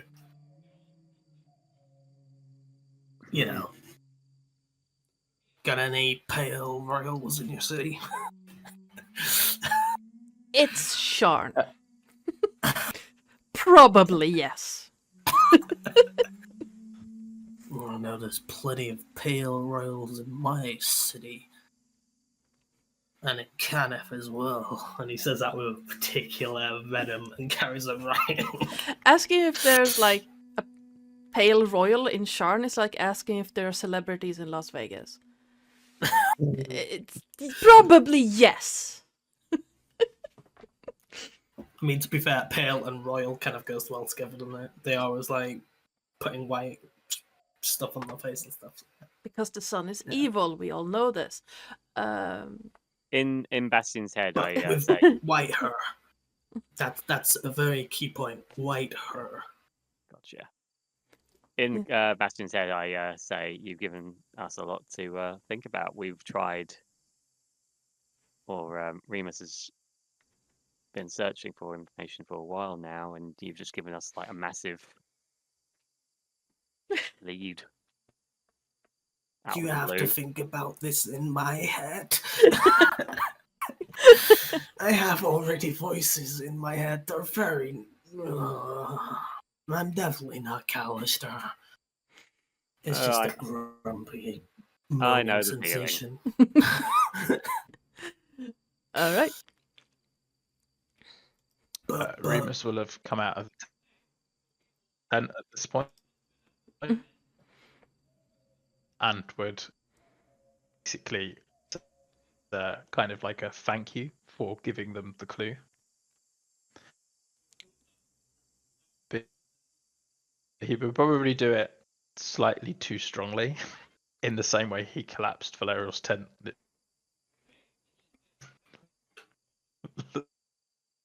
night before. Wait, what did you say you did? Because you cut out a little bit. I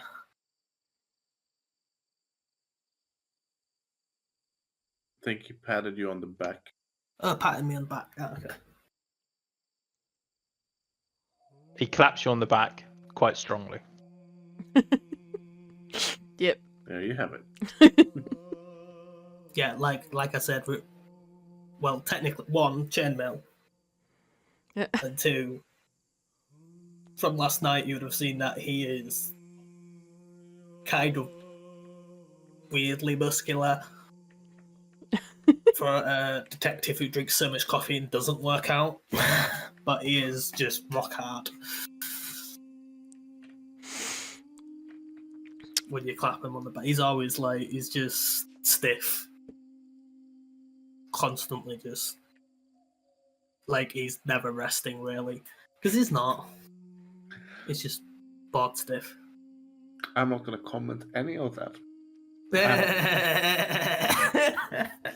You can't, because You're still in Rock hard, trance. stiff, never resting. Yeah, yeah.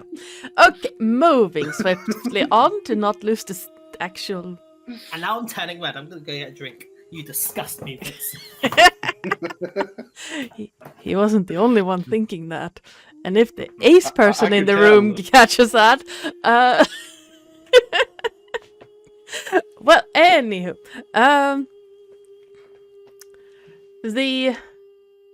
like I mentioned before, the day is slightly drizzling, not enough to be like a real issue like you had before, but not nice, like moisture dripping down from the trees, from time to time, raindrops catch you, and the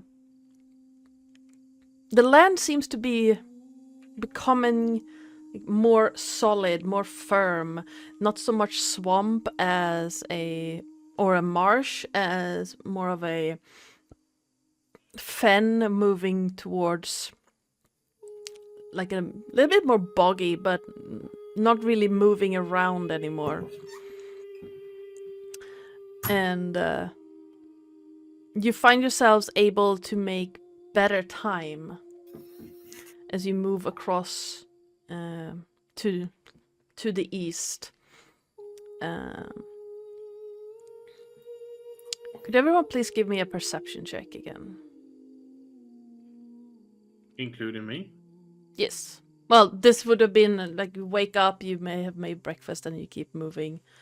Okay.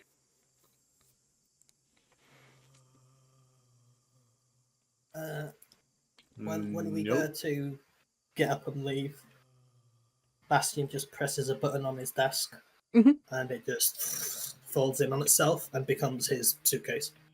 Just picks it up. Nice. You Now hear? kind of screaming as it disappears into the Yeah, you hear an upset just. Because he never gives him any warning. He just presses the button Yep. and the desk closes up. And yeah. Yeah. But yeah, you pack up your camp and move further east. On the way, Romulus, you would be, as you're looking around, you see movement out of the corner of your eye from time to time. Something big and colorful jumping from the water and then disappearing. Moving kind of strangely. It's hard to tell. Whatever it is very quick. But it is very colorful, which is strange in this color scheme of greens and browns.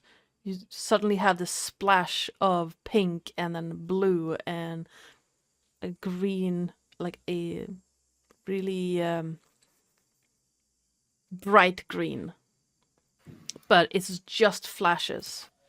And if you try to look at them, it's already gone.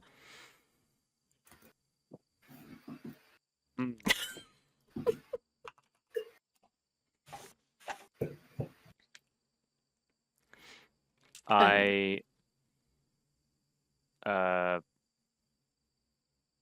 mentioned to I did not understand that reference.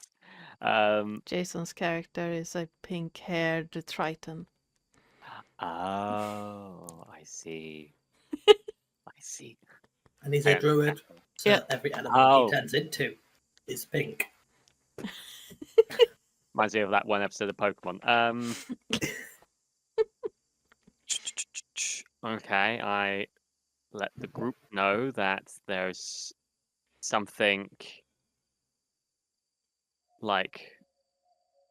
around us that I can see out the corner of my eye.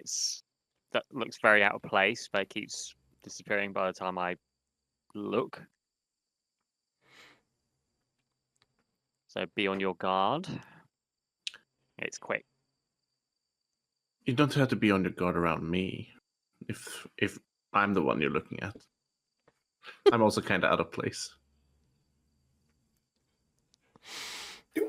I have no idea what you mean. Do I get the general gist of Valariel is definitely backing up the wrong tree?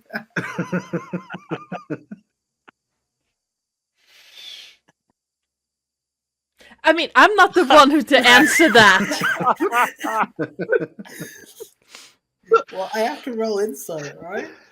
That is up to that. Well, decide. yeah, it's not actual roll insight at all. Yeah, I guess. It's just looking back slightly, like as horrified as Remus.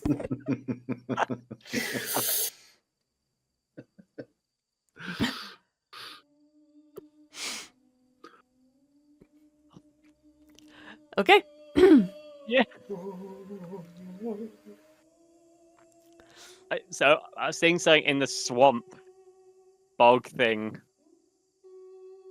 Many colors. Not you. Okay. Be on guard. It's quick. I don't know what it is.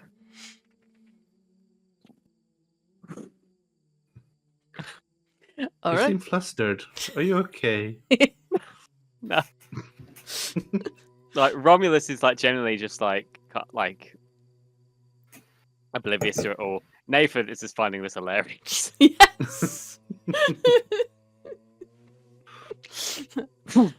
Right. So be on guard. All right. Okay. Yeah. With the I completely lost what I was saying. Checking my notes again. Okay.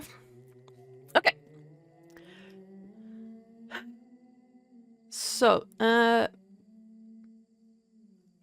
you come to a river crossing, not dissimilar to the one that you had to pass after you've dealt with the cultists. And so if you look on the map, where you first cross the river is... So if you look on the map, you see that there are 3 branches of the river that you have to cross. You've crossed the first one, and you see where you end up is like a tiny little... it doesn't really show up on the map, but it's like a tiny little... what's that called in English? Like it joins up with the river, but it's more like a creek than an actual river. And for a brief moment, maybe half an hour's journey, it becomes swampy and sludgy to walk through again before the land becomes firmer under your feet. Takes not too long to shake off that sensation of going from solid ground to sludge to solid ground again. But as you do, could everyone please roll me another perception check? Now with... well, as you're all looking for something that has been pointed out, you can roll with advantage if you want. Say no to a free advantage. Oh, God. Probably won't help me. I was so sharp this morning. Yes. How did you get that again? I don't know. Roll 20 is like, no. How about no?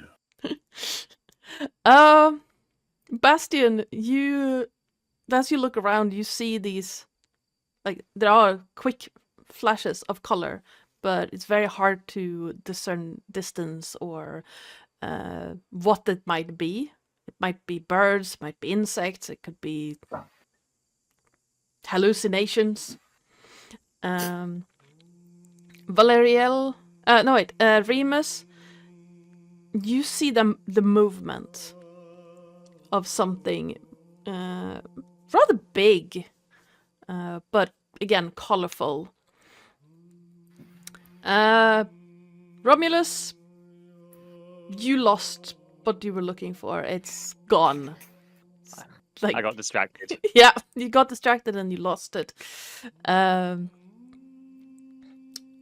yeah, Remus, you understand what your brother had been talking about with the quick movements and the colors. Valeriel, as you're focusing, you can see the quick movements, the bright colors, and you can just about discern shapes moving. Kind of large, kind of squat, but with very long legs. As the jumps happen, it's difficult to tell. The soft rain is making everything kind of foggy, but from what you can tell, whatever it is large and has very long legs when it jumps.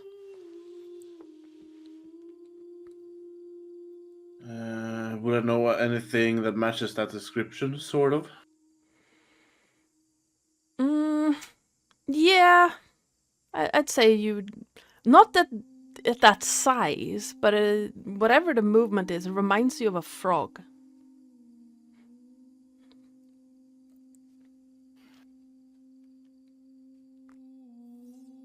I'm not entirely sure, but I think whatever you saw might be a frog or a giant frog. I'm not entirely sure. But whatever it is, it's following us still.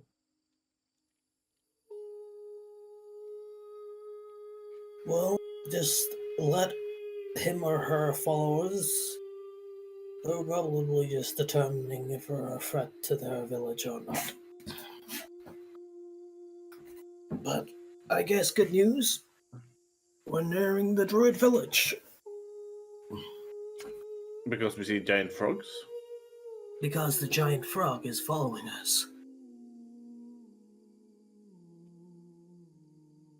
Best I maintain. see.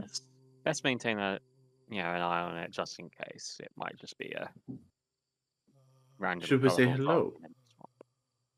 frog. No, he's just gonna determine if we're.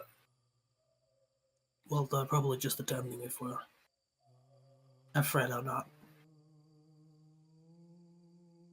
May have already alerted the village to us coming towards them. Ouch. No, Remus. It would be further out than 30 feet from you.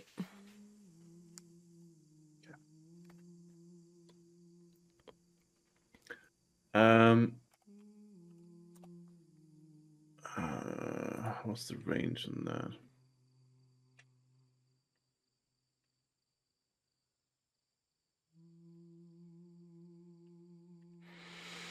It's 30 feet, and it's further away than 30 feet. Yeah. Where was the village mapped for us? So when you look at the map and you've crossed one major river, you know you have to cross 2 more to get to the druid village. And about you estimate actually give me You want me to do give me a cartographer? navigational cartographer's tools. Say your choice of wisdom or intelligence. Go intelligence.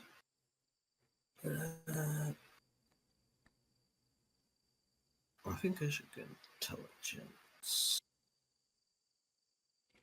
Yes, I will go intelligence.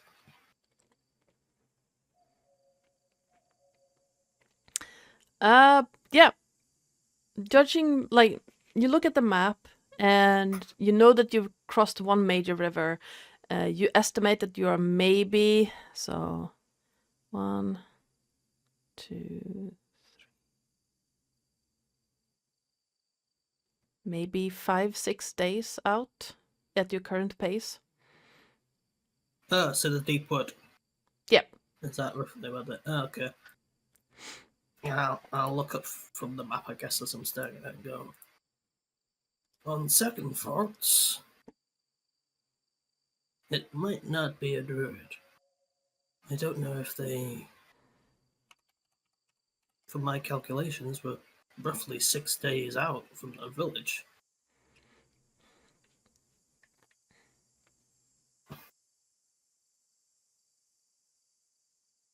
They shouldn't be this far out.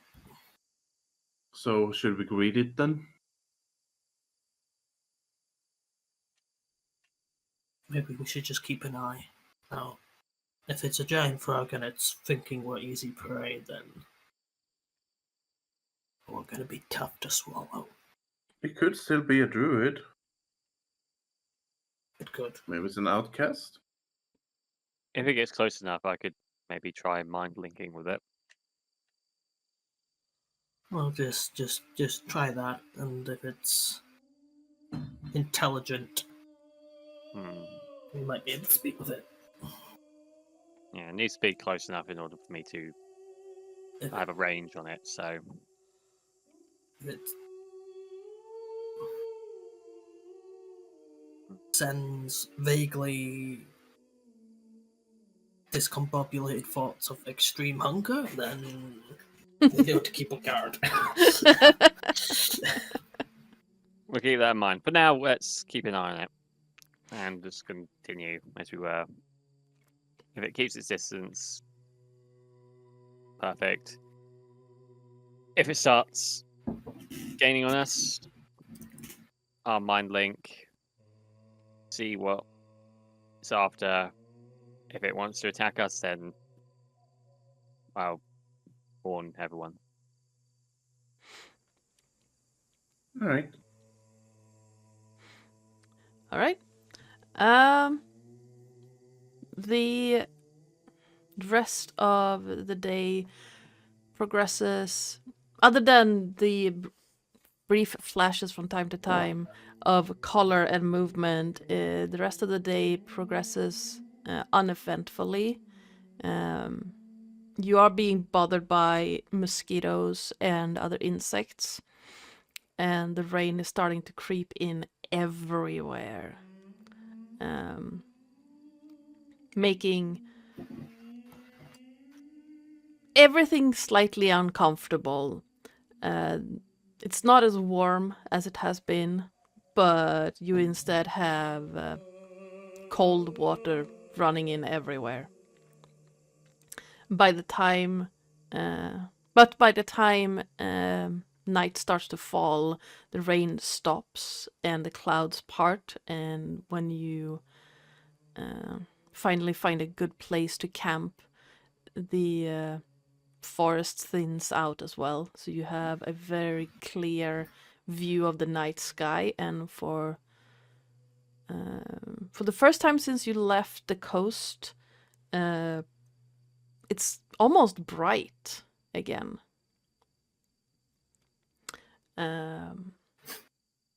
The starlight is very illuminating.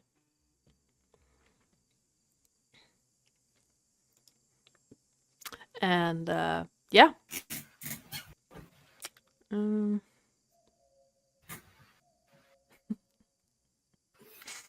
Is the giant frog still like within eyesight of us, or can we still see it? It's harder to tell because the sun is setting, but you do see flashes of color from time to time. It's they seem to be keeping their distance and don't seem to want to get closer.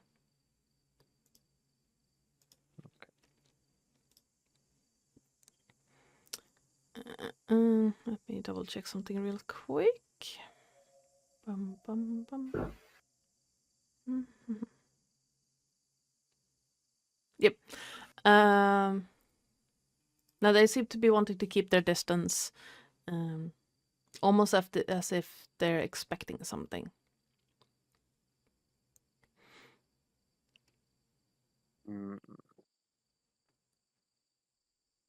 Perhaps it might be waiting for us to sleep.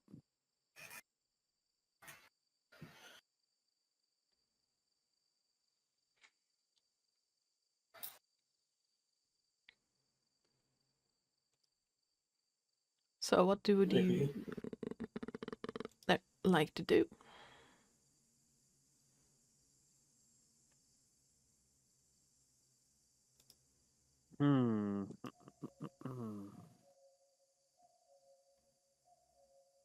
Well, if we're setting up camp, I can keep first watch, as I don't think I've done a first watch at all yet. So Didn't you do one last night and then walk out of camp?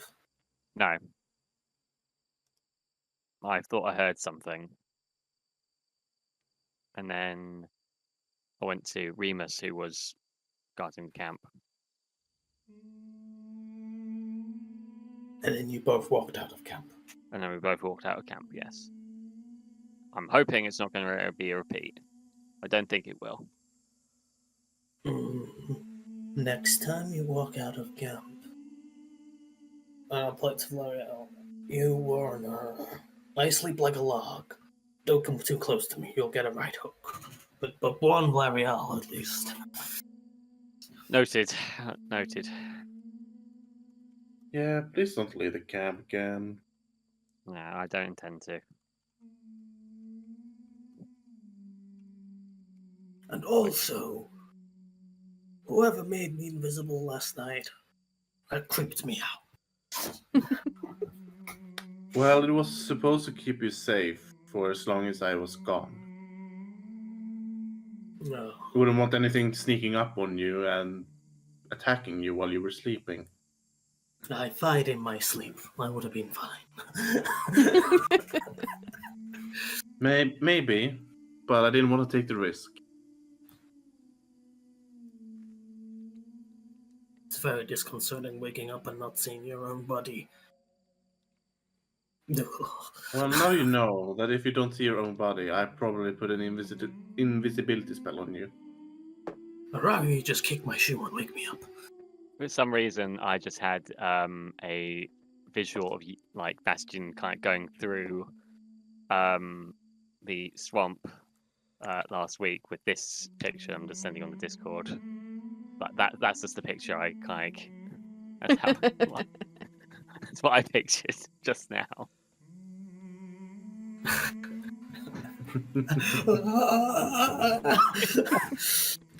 Yeah. So Romulus on first watch. Who is doing the second?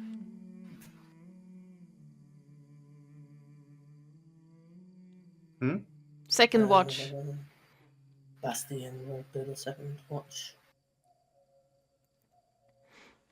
Okay. So Romulus, Bastion. Are you taking more watches or? Valerial takes the third watch, I guess, since she only needs a trance. So. Okay. So, are you splitting it in 4 or are you letting Remus sleep? Yes, Remus is sleeping tonight. Okay. Fair enough. Anyone, could you please roll me a d6? In chat or in game, doesn't matter. If chat, anyone is in the chat, you can roll there. If not, any one of the players can roll it.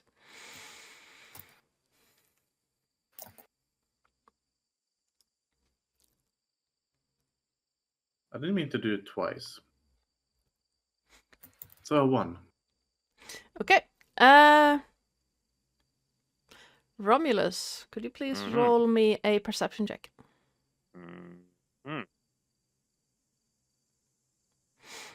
You don't see the fireball coming to your face.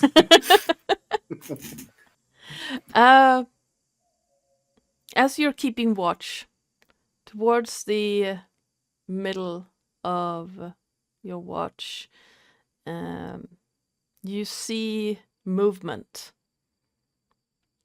out of the the murk, just outside the brain. Come on, what's the light from the fire? Yes, that's what I was going for. Your dark vision extends way further than that, so you can see the movement clearly.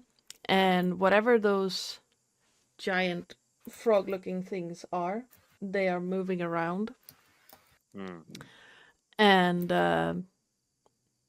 you hear something to your left, and as you continue watching the look over, continue watching the others, the large frog-looking things seem to be leaving.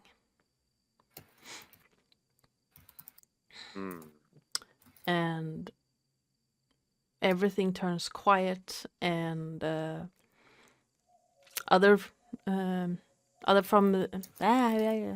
aside from the birds and the insects that you have come to expect from the few nights you've been out here, it's calm It's quiet. No ominous chanting, no ghosts, no weirdness happening. It is still. It's quite pleasant with the stars shining above, no rain. The night is a little bit cold, but compared to the warm and the humidness or the humid air, it's quite pleasant. You've had time to dry up by the fire, and yeah, it's actually quite nice.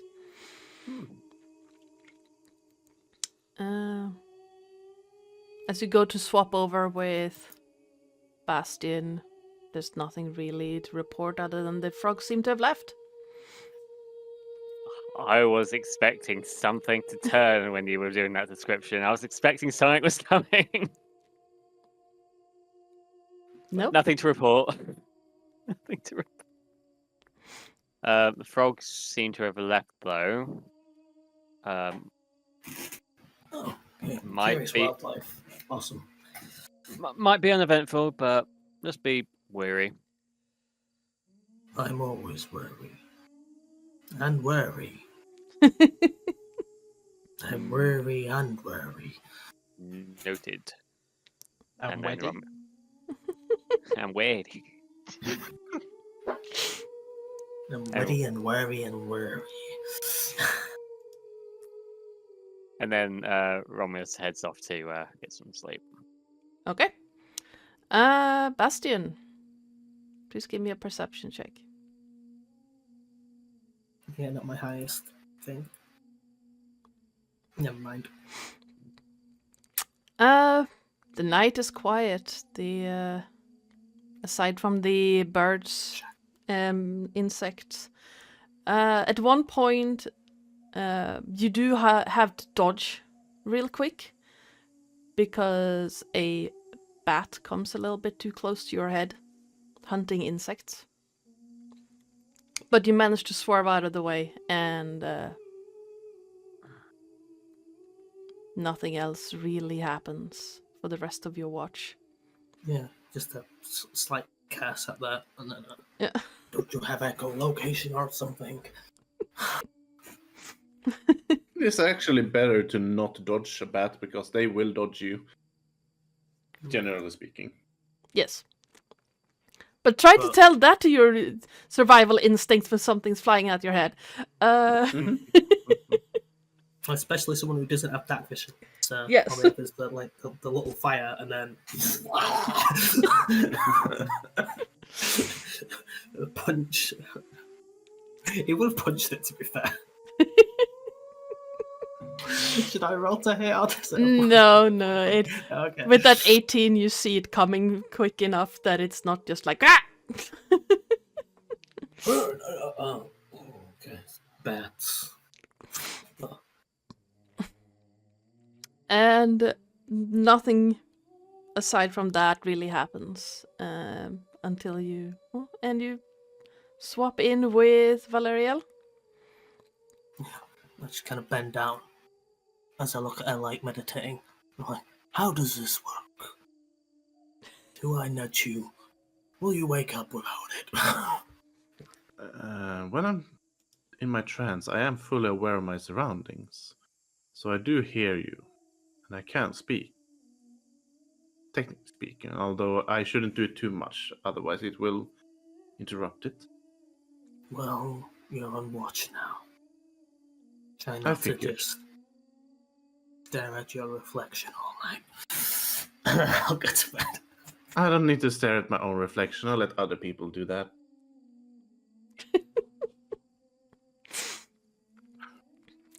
It's a weird thing for people to do. Stare at your reflection. Not He shooks. necessarily. Okay. The I see first, nothing. nah, you see the first rays of the morning come up to the east and turning the sky into a quite interesting and pleasant shade of turquoise than blue. It's cold if you step too far away from the fire. And you are painfully reminded that it's still technically the middle of winter. You just haven't really gotten to experience that too much because you're very close to warm areas of the continent. But yeah, step too far away from the fire and you are reminded that it's still middle of the winter. The stars fade away, the swamp seems to come back to life. The birds fade away and seem to go to their rests. And the wind seems to pick up slightly in the trees that you can see around you. And well, while you keep watch, those who actually have to sleep have a chance to take a few more hours before coming back to the land of the awake people. Yeah, I'll let them sleep in. Okay. For an hour or two before I wake them up. Yes. Everyone who's waking up, could you please roll me a investigation or perception check?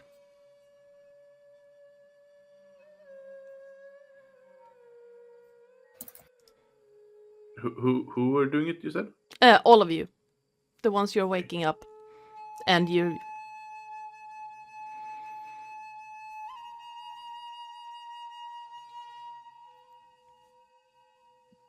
$19.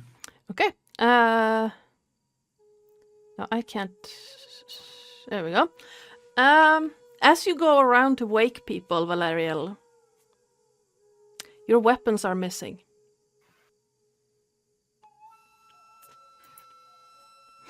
All of them.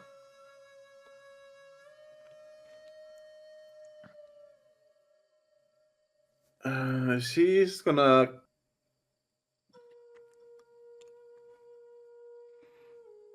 look around before she wakes up there. I guess. And when you go to wake Remus, you see large footprints that look like they're webbed, leading away from the tent.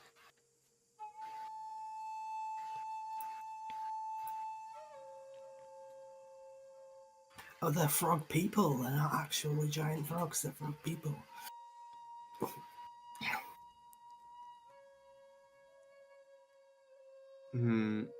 Oh, webbed. Oh, okay. Yeah, now I get it. I was like, webbed. It's spiders.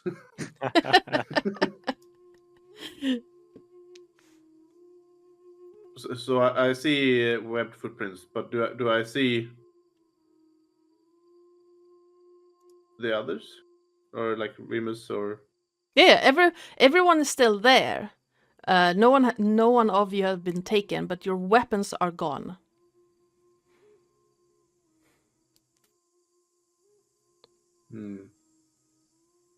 Would I know of any frogs that would steal weapons? Have you spent any time aside from now in the Shadow Marshes? No. Then no, you wouldn't. She's just sighing deeply and says to herself, I'm never gonna get the end of this. And she just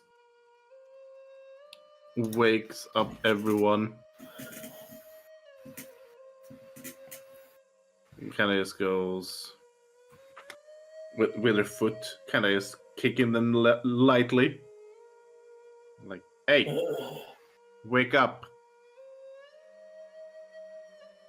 I hope you're able to track things that you can't see, because I don't know where they came from. Clearly, I didn't notice them, but all our weapons are stolen. At least all of mine.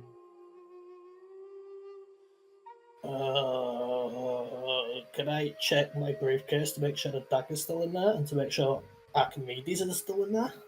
Yeah, sure. Archimedes is still there, and the dagger is still there. But someone has Can been. I check my sides to see if the hatchets are still there? They're gone. I can replace the hatchets. I don't care. Uh, Let's look at my... the thing holding your briefcase together, the lock has been tampered with, but the person, whoever did it, wasn't able to open it. If they did, they would have probably got Archimedes in their face. It's like, so they were lucky they could not pick my lock. Yes. Romulus, you hearing that all Valerial's weapons have been stolen, you look around and your sword is gone. Oh. And a sensation of deep loss is just burning through you. You manage to shake it and brace against it, but it's like you have to get that sword back. Who is good at tracking here? Oh, that's just a few hatchets. I'm not fast. I'm not moving anywhere without us going finding my weapons. What, are your guns and swords missing? Mm-hmm. Well, I had an impeccable watch last night. So, the blame is My not on watch, me. my watch was just fine as well. I didn't see anything. Yet here there are footprints, I webbed think footprints. webbed footprints? Yes. And I look at the Callister again. And I'm like, did you walk off again last night? I did not. I went to bed and that's where I stayed. And I woke up this morning and everything's gone.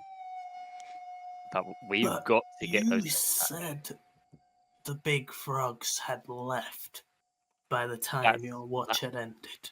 That's what I saw. Right. Well, it looks like we're big frog hunting. Yeah, but who is good at tracking? Are you good at tracking, detective? I'm good at investigating. What are So I you? might. What about you, Remus? Tracking is a bit of a challenge, but I have an idea. Can he look around to see if there is some sort of animal presence other than the frog? Something that might have a vague intelligence to it, either a bat or a bird, or like presence of some sort of other type of mammal or something.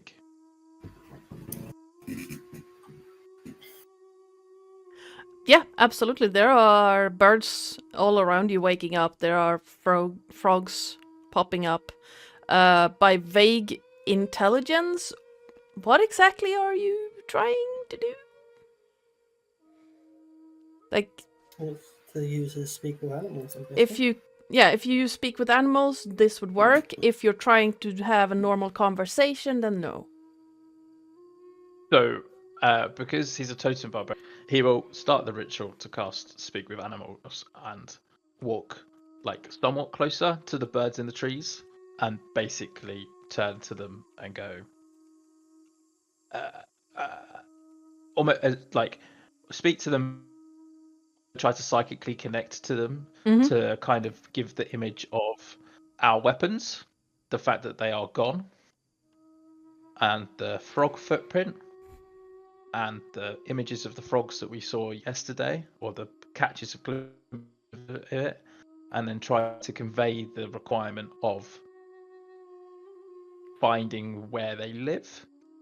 So he'll speak out loud where he needs to kind of explain that whole message. So he'll say, we're looking for these, they've been taken by these, do you know where we can find them? Okay.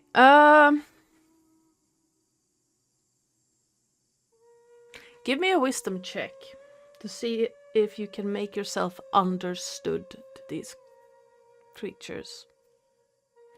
Okay. Disney princess it. Yes. Oh.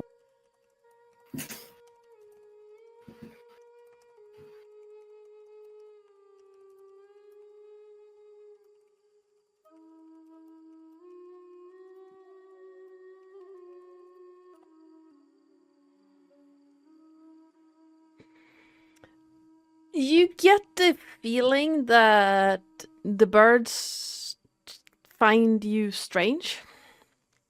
A large creature just waving in their general direction. And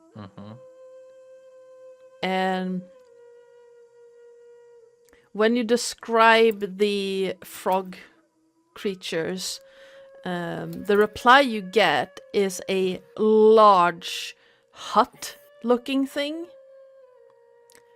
And that is halfway submerged into the swamp. And you also get a feeling of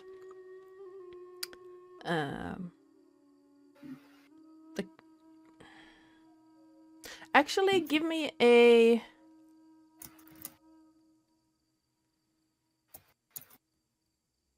survival check.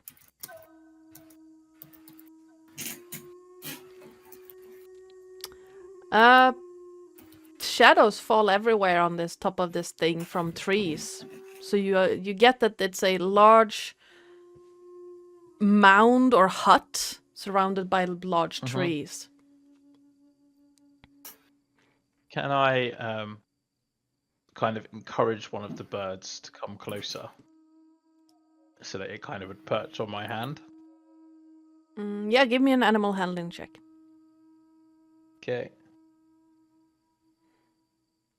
Yeah, it pops down, looks at you. It's kind of skittish though, so it will fly off if you make any sudden movements. So I will attempt to calm it down and basically explain that I'd say to it, the barbarian might start making weird cooing noises at it. She's going to look very weird to the rest of the party, considering he probably still hasn't cleaned the blood off from yesterday. From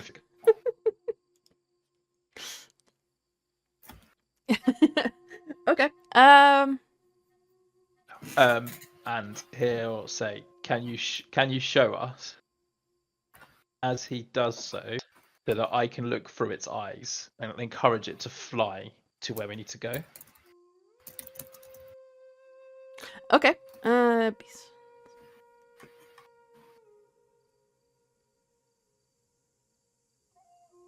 Okay. Okay. Give me a.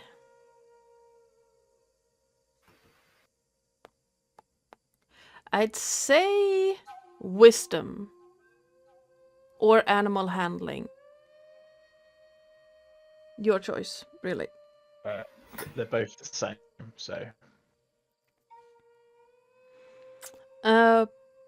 It takes a little bit of convincing, but eventually the bird tries to understand. Like the bird understands what it is you're trying to tell it, and it flies off to southwest. And okay, how? Oh, it doesn't have a range? Okay. 1 hour, but as it flies off, yeah, you see it's almost too quick for you to grasp because the bird's brain works a lot faster than a Kalastar or human brain. But you see, like, it's flying in between trees, and eventually you come to something similar to what the birds had told you about. A large mound of leaves and twigs and random assortments of branches and fabrics and bunch of just stuff in a pile in between large trees. Okay. While Remus is talking to the fauna. Yep. Sorry. No, it's fine. Go on. What are the rest of you doing? Let's start with Bastian.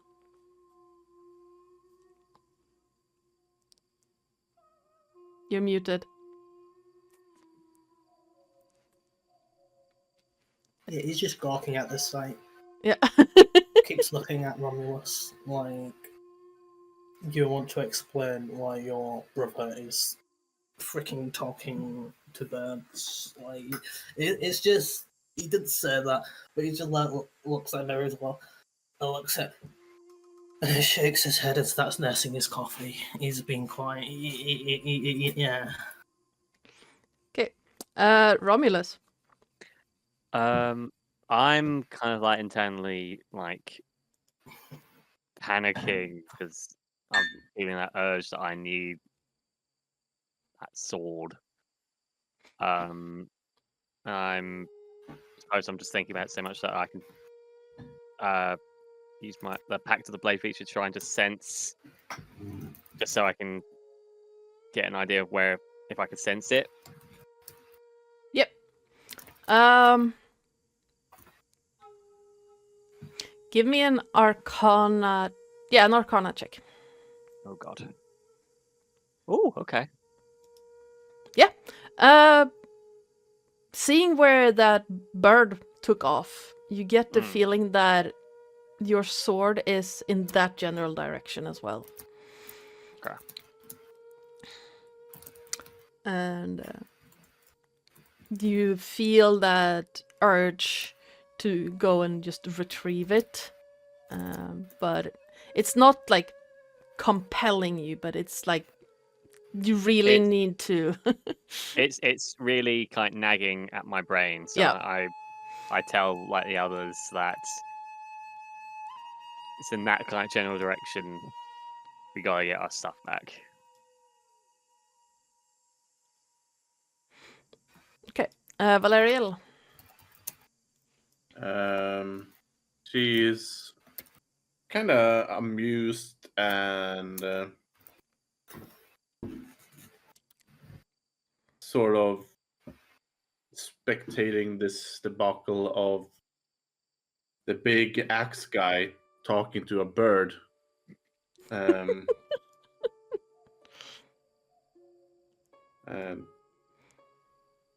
she just finds it amusing, but she's also kind of a bit worried, seeing as she really wants her weapon.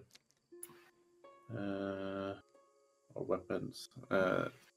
So she's kind of looking around for any chance to find the tracks of this being, seeing as no one has started to track it. Mm-hmm. So she's gonna do that as well. Yep. Please give me a survival check.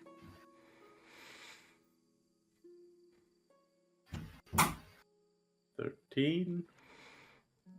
You do see the footprints leading away from the tent that Remus was sleeping in. You do lose them after a while, but they seem to be meandering to a south-southwest direction. And looking up, you see the bird take off in the same direction. Well, the bird seems to know where it is. The tracks are leading the same direction. You want to go for a walk? Please. We gotta get us. As Valerial says that, I'll turn and say, yeah, I can see it's a hut of some kind that's under the trees. There's a pile of stuff in front of it. I can't see our stuff, our weapons directly, but I'm assuming it's wherever they camp. I certainly hope so. If it's not, they will be paying. I don't quite think that the date of the hut indicates that they have a lot of money. I was not referring to money, dear.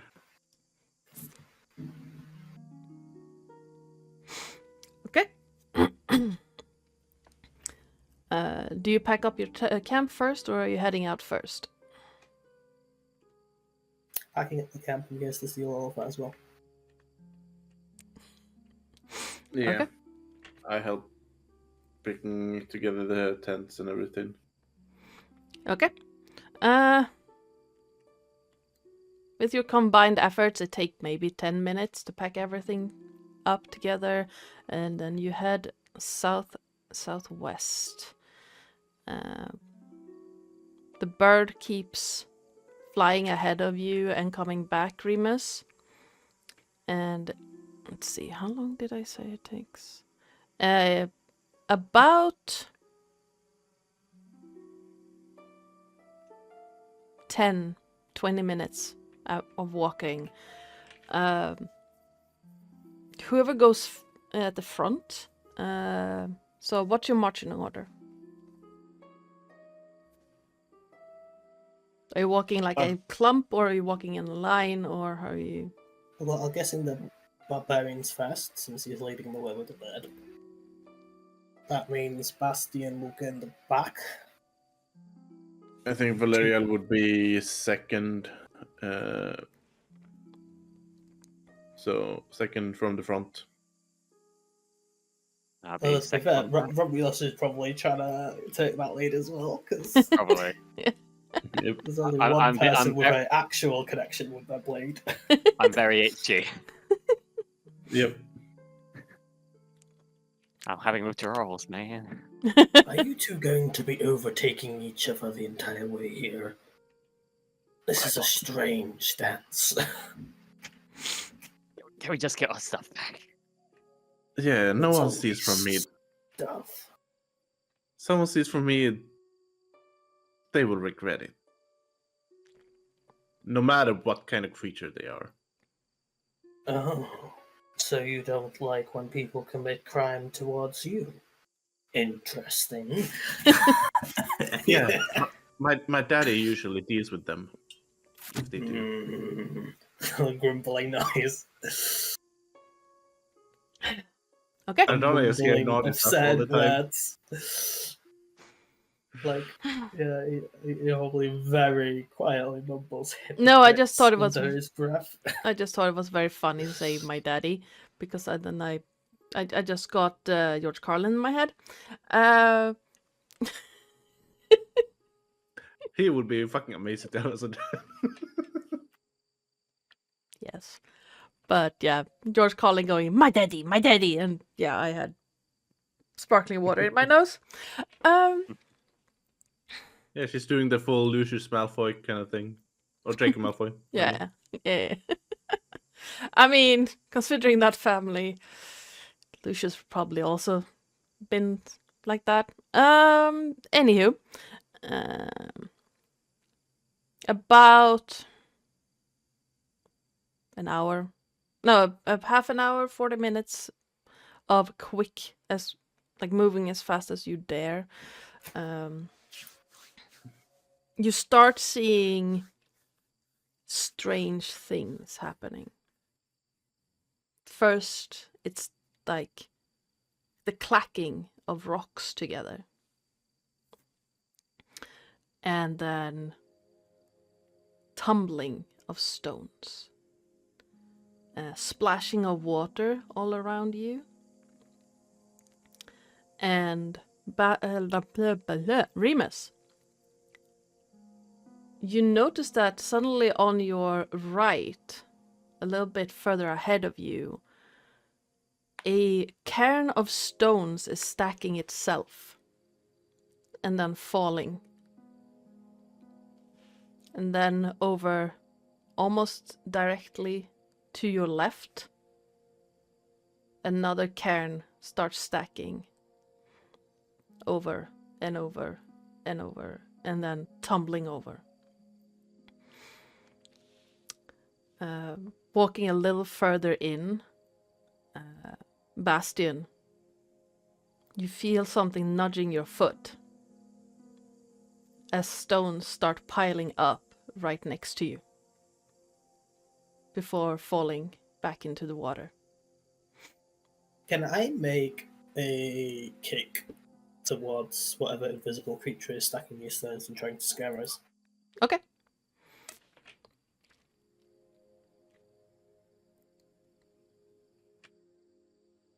Maybe, no? Yeah, go for it. Roll 20. Hello. This time, So that's attack at disadvantage, or is there just nothing there? there's nothing there. Oh. Okay, so before the stones completely stack all the way up, he just kicks them into the water and kind of ruins the stack. Yeah. Just to see if anything happens. As you kick it over, it seems to almost wait a moment, and then the rest of the stones fall. And then a little bit further away from you, the stacking starts again. And then when it reaches a certain height, it just falls again. My dear God, Archimedes would love this place. Not so much the falling down. Does anyone have a reason for stacking stones? I don't know. Anyone who has proficiency in religion, arcana, or history can make a roll. Was it history, arcana, or Religion. literally the 3 skills I don't have proficiency in?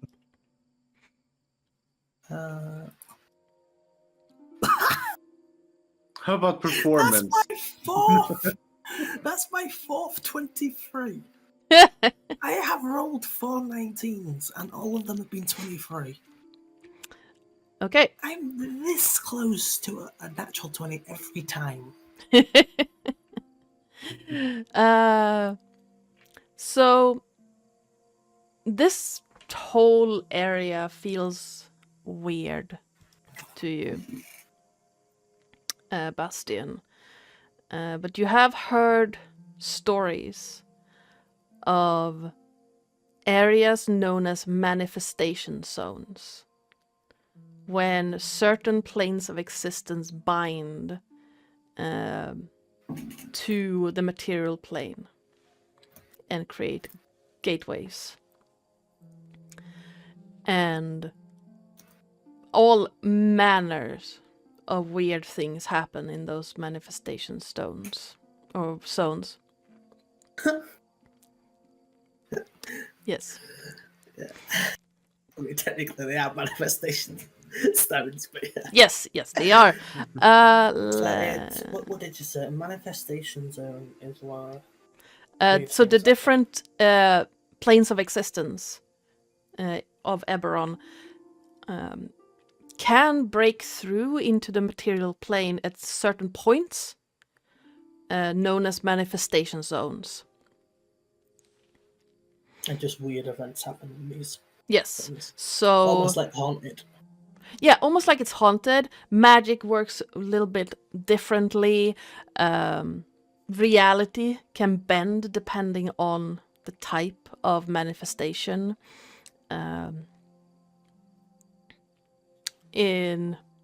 With the 23, I'm trying to find where.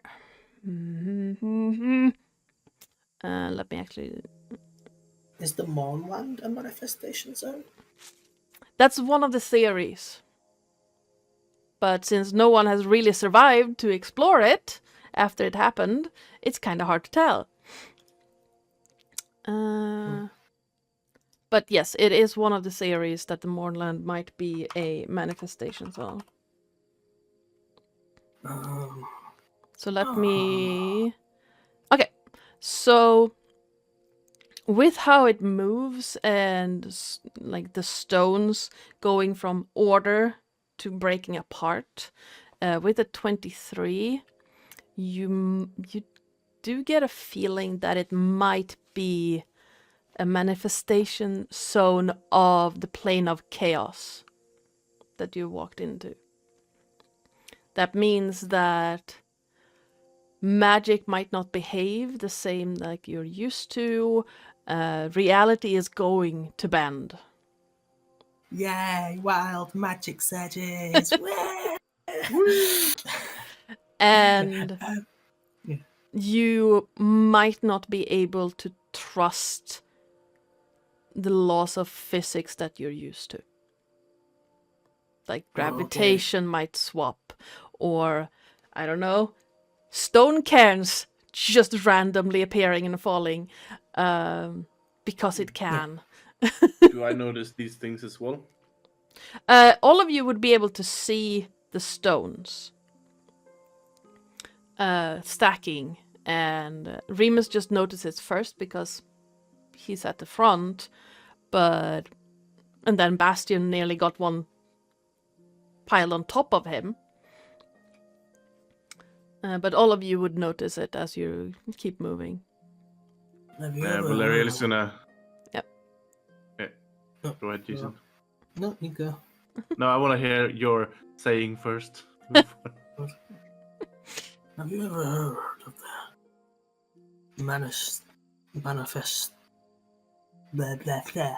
manifestation theory to do with the mists of the Mournland? Would I have heard anything like that?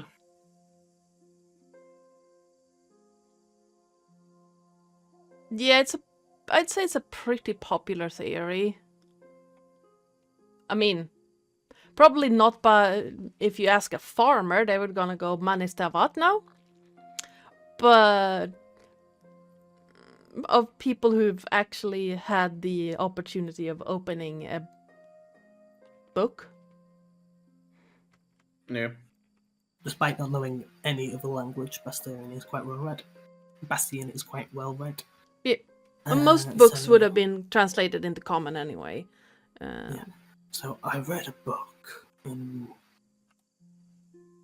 the library, or I rented one out after I had a adventure near and in the Mournland. I don't remember any of it, don't ask. But I did some research on the Mournland afterwards because my memories were hazy after the experience. Basically, there are zones of existence which are particularly close to other planes of existence, like ley lines. You heard of ley lines? I've heard of them. Not too much, though. So these ley lines, well, let's say when they converge, they create a zone of mysterious effects. It affects our plane in different ways. These stones stacking randomly can be attributed to the chaos plane, which means any magic cast will be chaotic and might not work in the way you'd like. Oh, great. Uh, Then whatever this thing is, you can expect a lot of chaos, because I don't give a fucking shit of what is happening to it.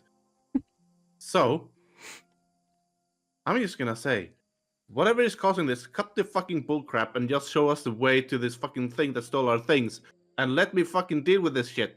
I am tired of walking into this swamp longer than necessary. it's a different plane of existence. It doesn't speak common. Does it look like I care? But this will cause a lot of problems. Gravity might not work the same way it normally does. Well, clearly it doesn't Water. recognize the gravity of this situation, then.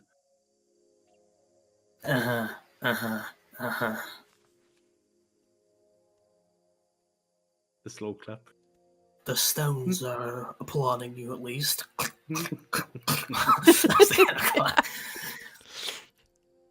I find you less humorous. But yes, Yeah, I'm just my informing fans you. rock, yes. What? My fans rock. Valeriel, could you please Your give me fans rock. a... Actually, everyone, could you please give me a dexterity save? I blame Bastion. This is when gravity starts to not work. You think you're all gonna suffer from this, but I have -1 in dex. Yeah, like I said.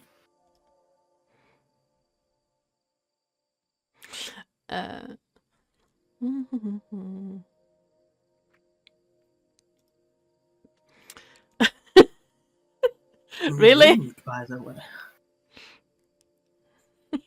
Yes. Well, no, danger sense wouldn't apply, but it's the same roll anyway. But yes, Romulus,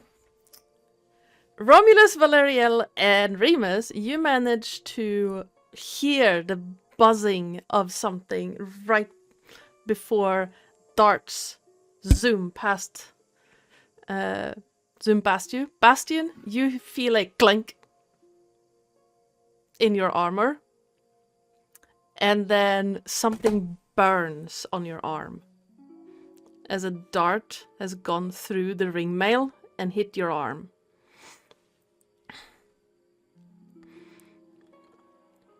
What the fuck is Yeah, it It's another Asian thing. it doesn't make you sleepy, but it does make you feel very, very sick, like you're about to throw up. There's needles sticking out of me and I don't feel too good. Bastion, could you please give me a Constitution save? With advantage for reasons. Cool.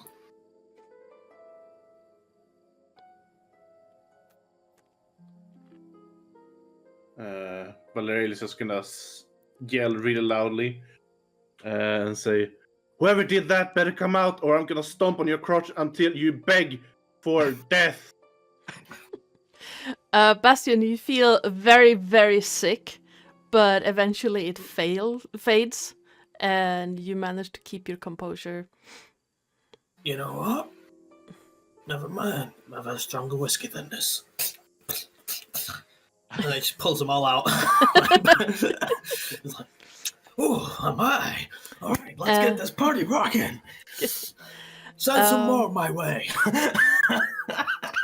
As you do that, Bastion, and as Valeriel yells, you hear a soft voice.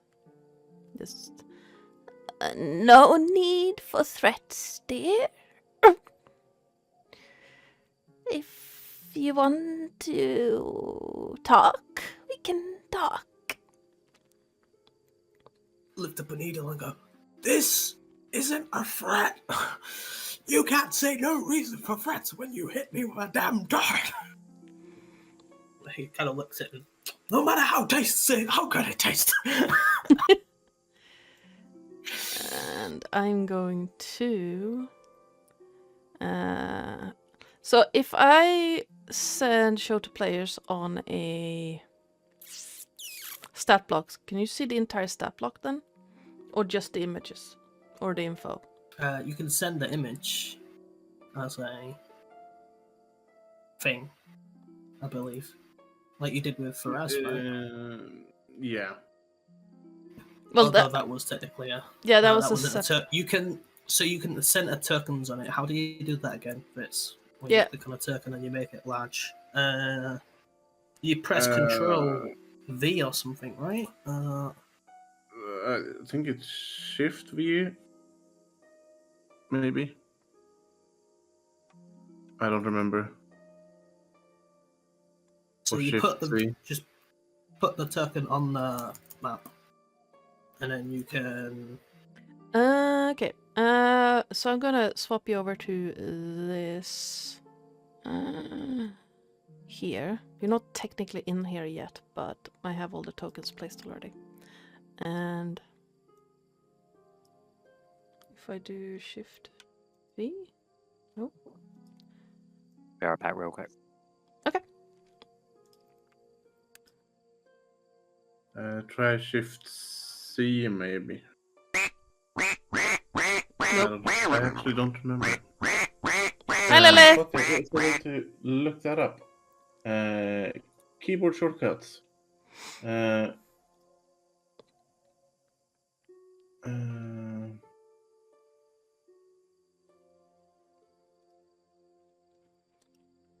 mean, I can quickly do this. I can probably upload it as a image that I can share with you. No, let's do this. We're gonna do nope, bye, and we're gonna do a hand out real quick.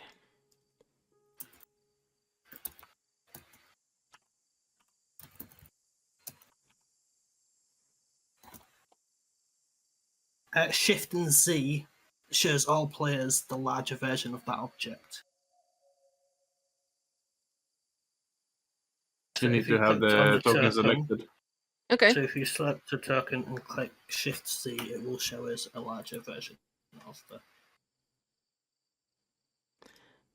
Okay. I did click on it, and I did press Shift C. I should... What? Yeah, pressing Shift C shows all players the larger version of that object. Note that only players and GMs that are on the same page as the selected token will see the model pop up. You should be on the... While holding down Shift, hold your left mouse button upon a point on the table. This will center everybody's Okay, field of so vision about that point. like so.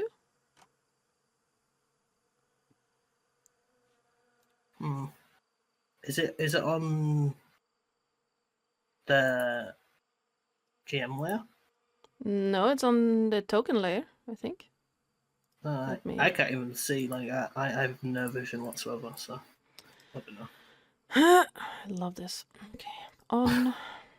Well, it is dark vision, so That might be why. Yeah. Nope, I have daylight on this map. Oh, then you should see. But... Let me double check that. Nope. Yeah, daylight mode is on. So let me just make sure everyone actually has vision. You should all have vision. I love this so much. Okay, details. That checks out. How about this one? Nope, because it wasn't representing you. There you go. Do you see anything now? Yeah, I can see it. Okay. And then, so I can actually I'm gonna edit this real quick. I managed to do it with my own token.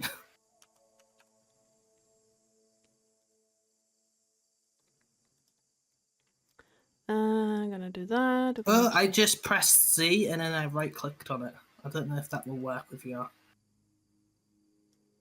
If you did it.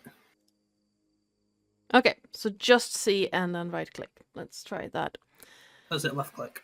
Left click? Left click. Sorry. Yeah. So just your regular mouse click button. C, left click. Nope.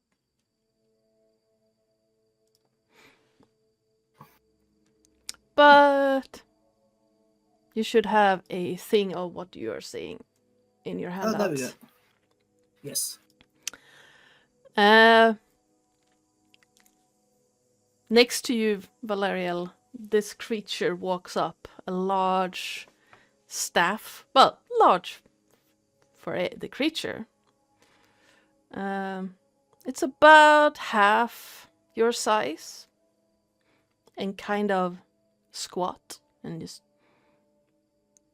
You were threatening.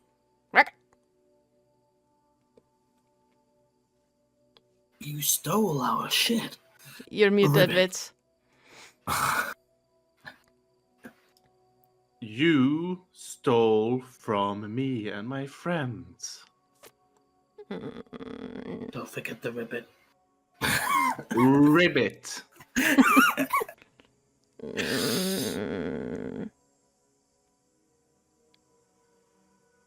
What was taken?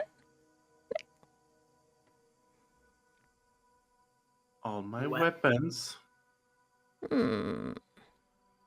among other things. We trade? Sure, let's trade. You give us back our things. And you get your life back. Or you get to keep it. No rude. Good trade. Break.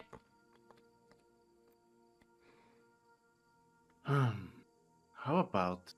You can trade something if you stole it. It's not how it works. You can't steal something and then ask us to trade something for it back. No. You get back. Then trade. You want us to give you the weapons for something you have? No. Bad child stole weapons. I take you to our home. You get weapon. Then we trade, Rib. Are you saying you were not the one who stole? I'm old, rude one. I do not steal. Okay, so you're gonna take us to the people who did steal it, and then we give you a reward for you taking us to them. I think she just wants to trade. Yes, trade, Rip. What? Okay, I'm sure we can trade something. Yes. Is there anything in particular that you're after? Food. Chinese. Chinese. Okay. How Tools. about this? How about this? You lead us to who stole our things. We get our things back. We will trade with you. Yes. And potentially give you food. However, if you have anything more of value, I would like a really good discount. Value. Food value. Rip. Food value to you. Other valuables. Steal our things. You can demand her to give you a reason. She didn't steal it. If anything, you should be paying more because she's shown us who did steal our things. She is being kind. Stop threatening the little old lady. I'm not Now. threatening. I'm giving her a good deal. Deal, yes. Come. I show you stole, you trade. We trade. Yes, that sounds appropriate. And you don't have to give us a discount. And he glares at where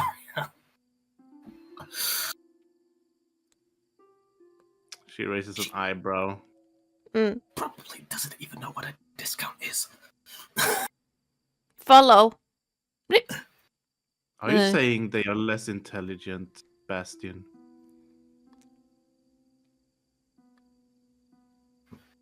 No. I'm saying be nice to the frog lady. I'm like, so you're gonna show us the way? Did we startle you earlier? Is that why you shot me with darts?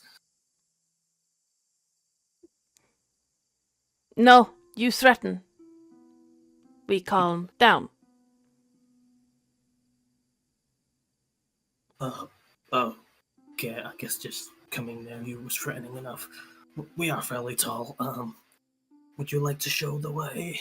And he's almost going to hold out his hand if she wants to. If she wants to like hold onto his hand because she's quite old. And he wants to like, you know, like we with a little old lady. Yeah, she looks at you, blinks with one eye at a time. You know, like frogs do. And grabs her cane and starts walking into further towards where you were heading.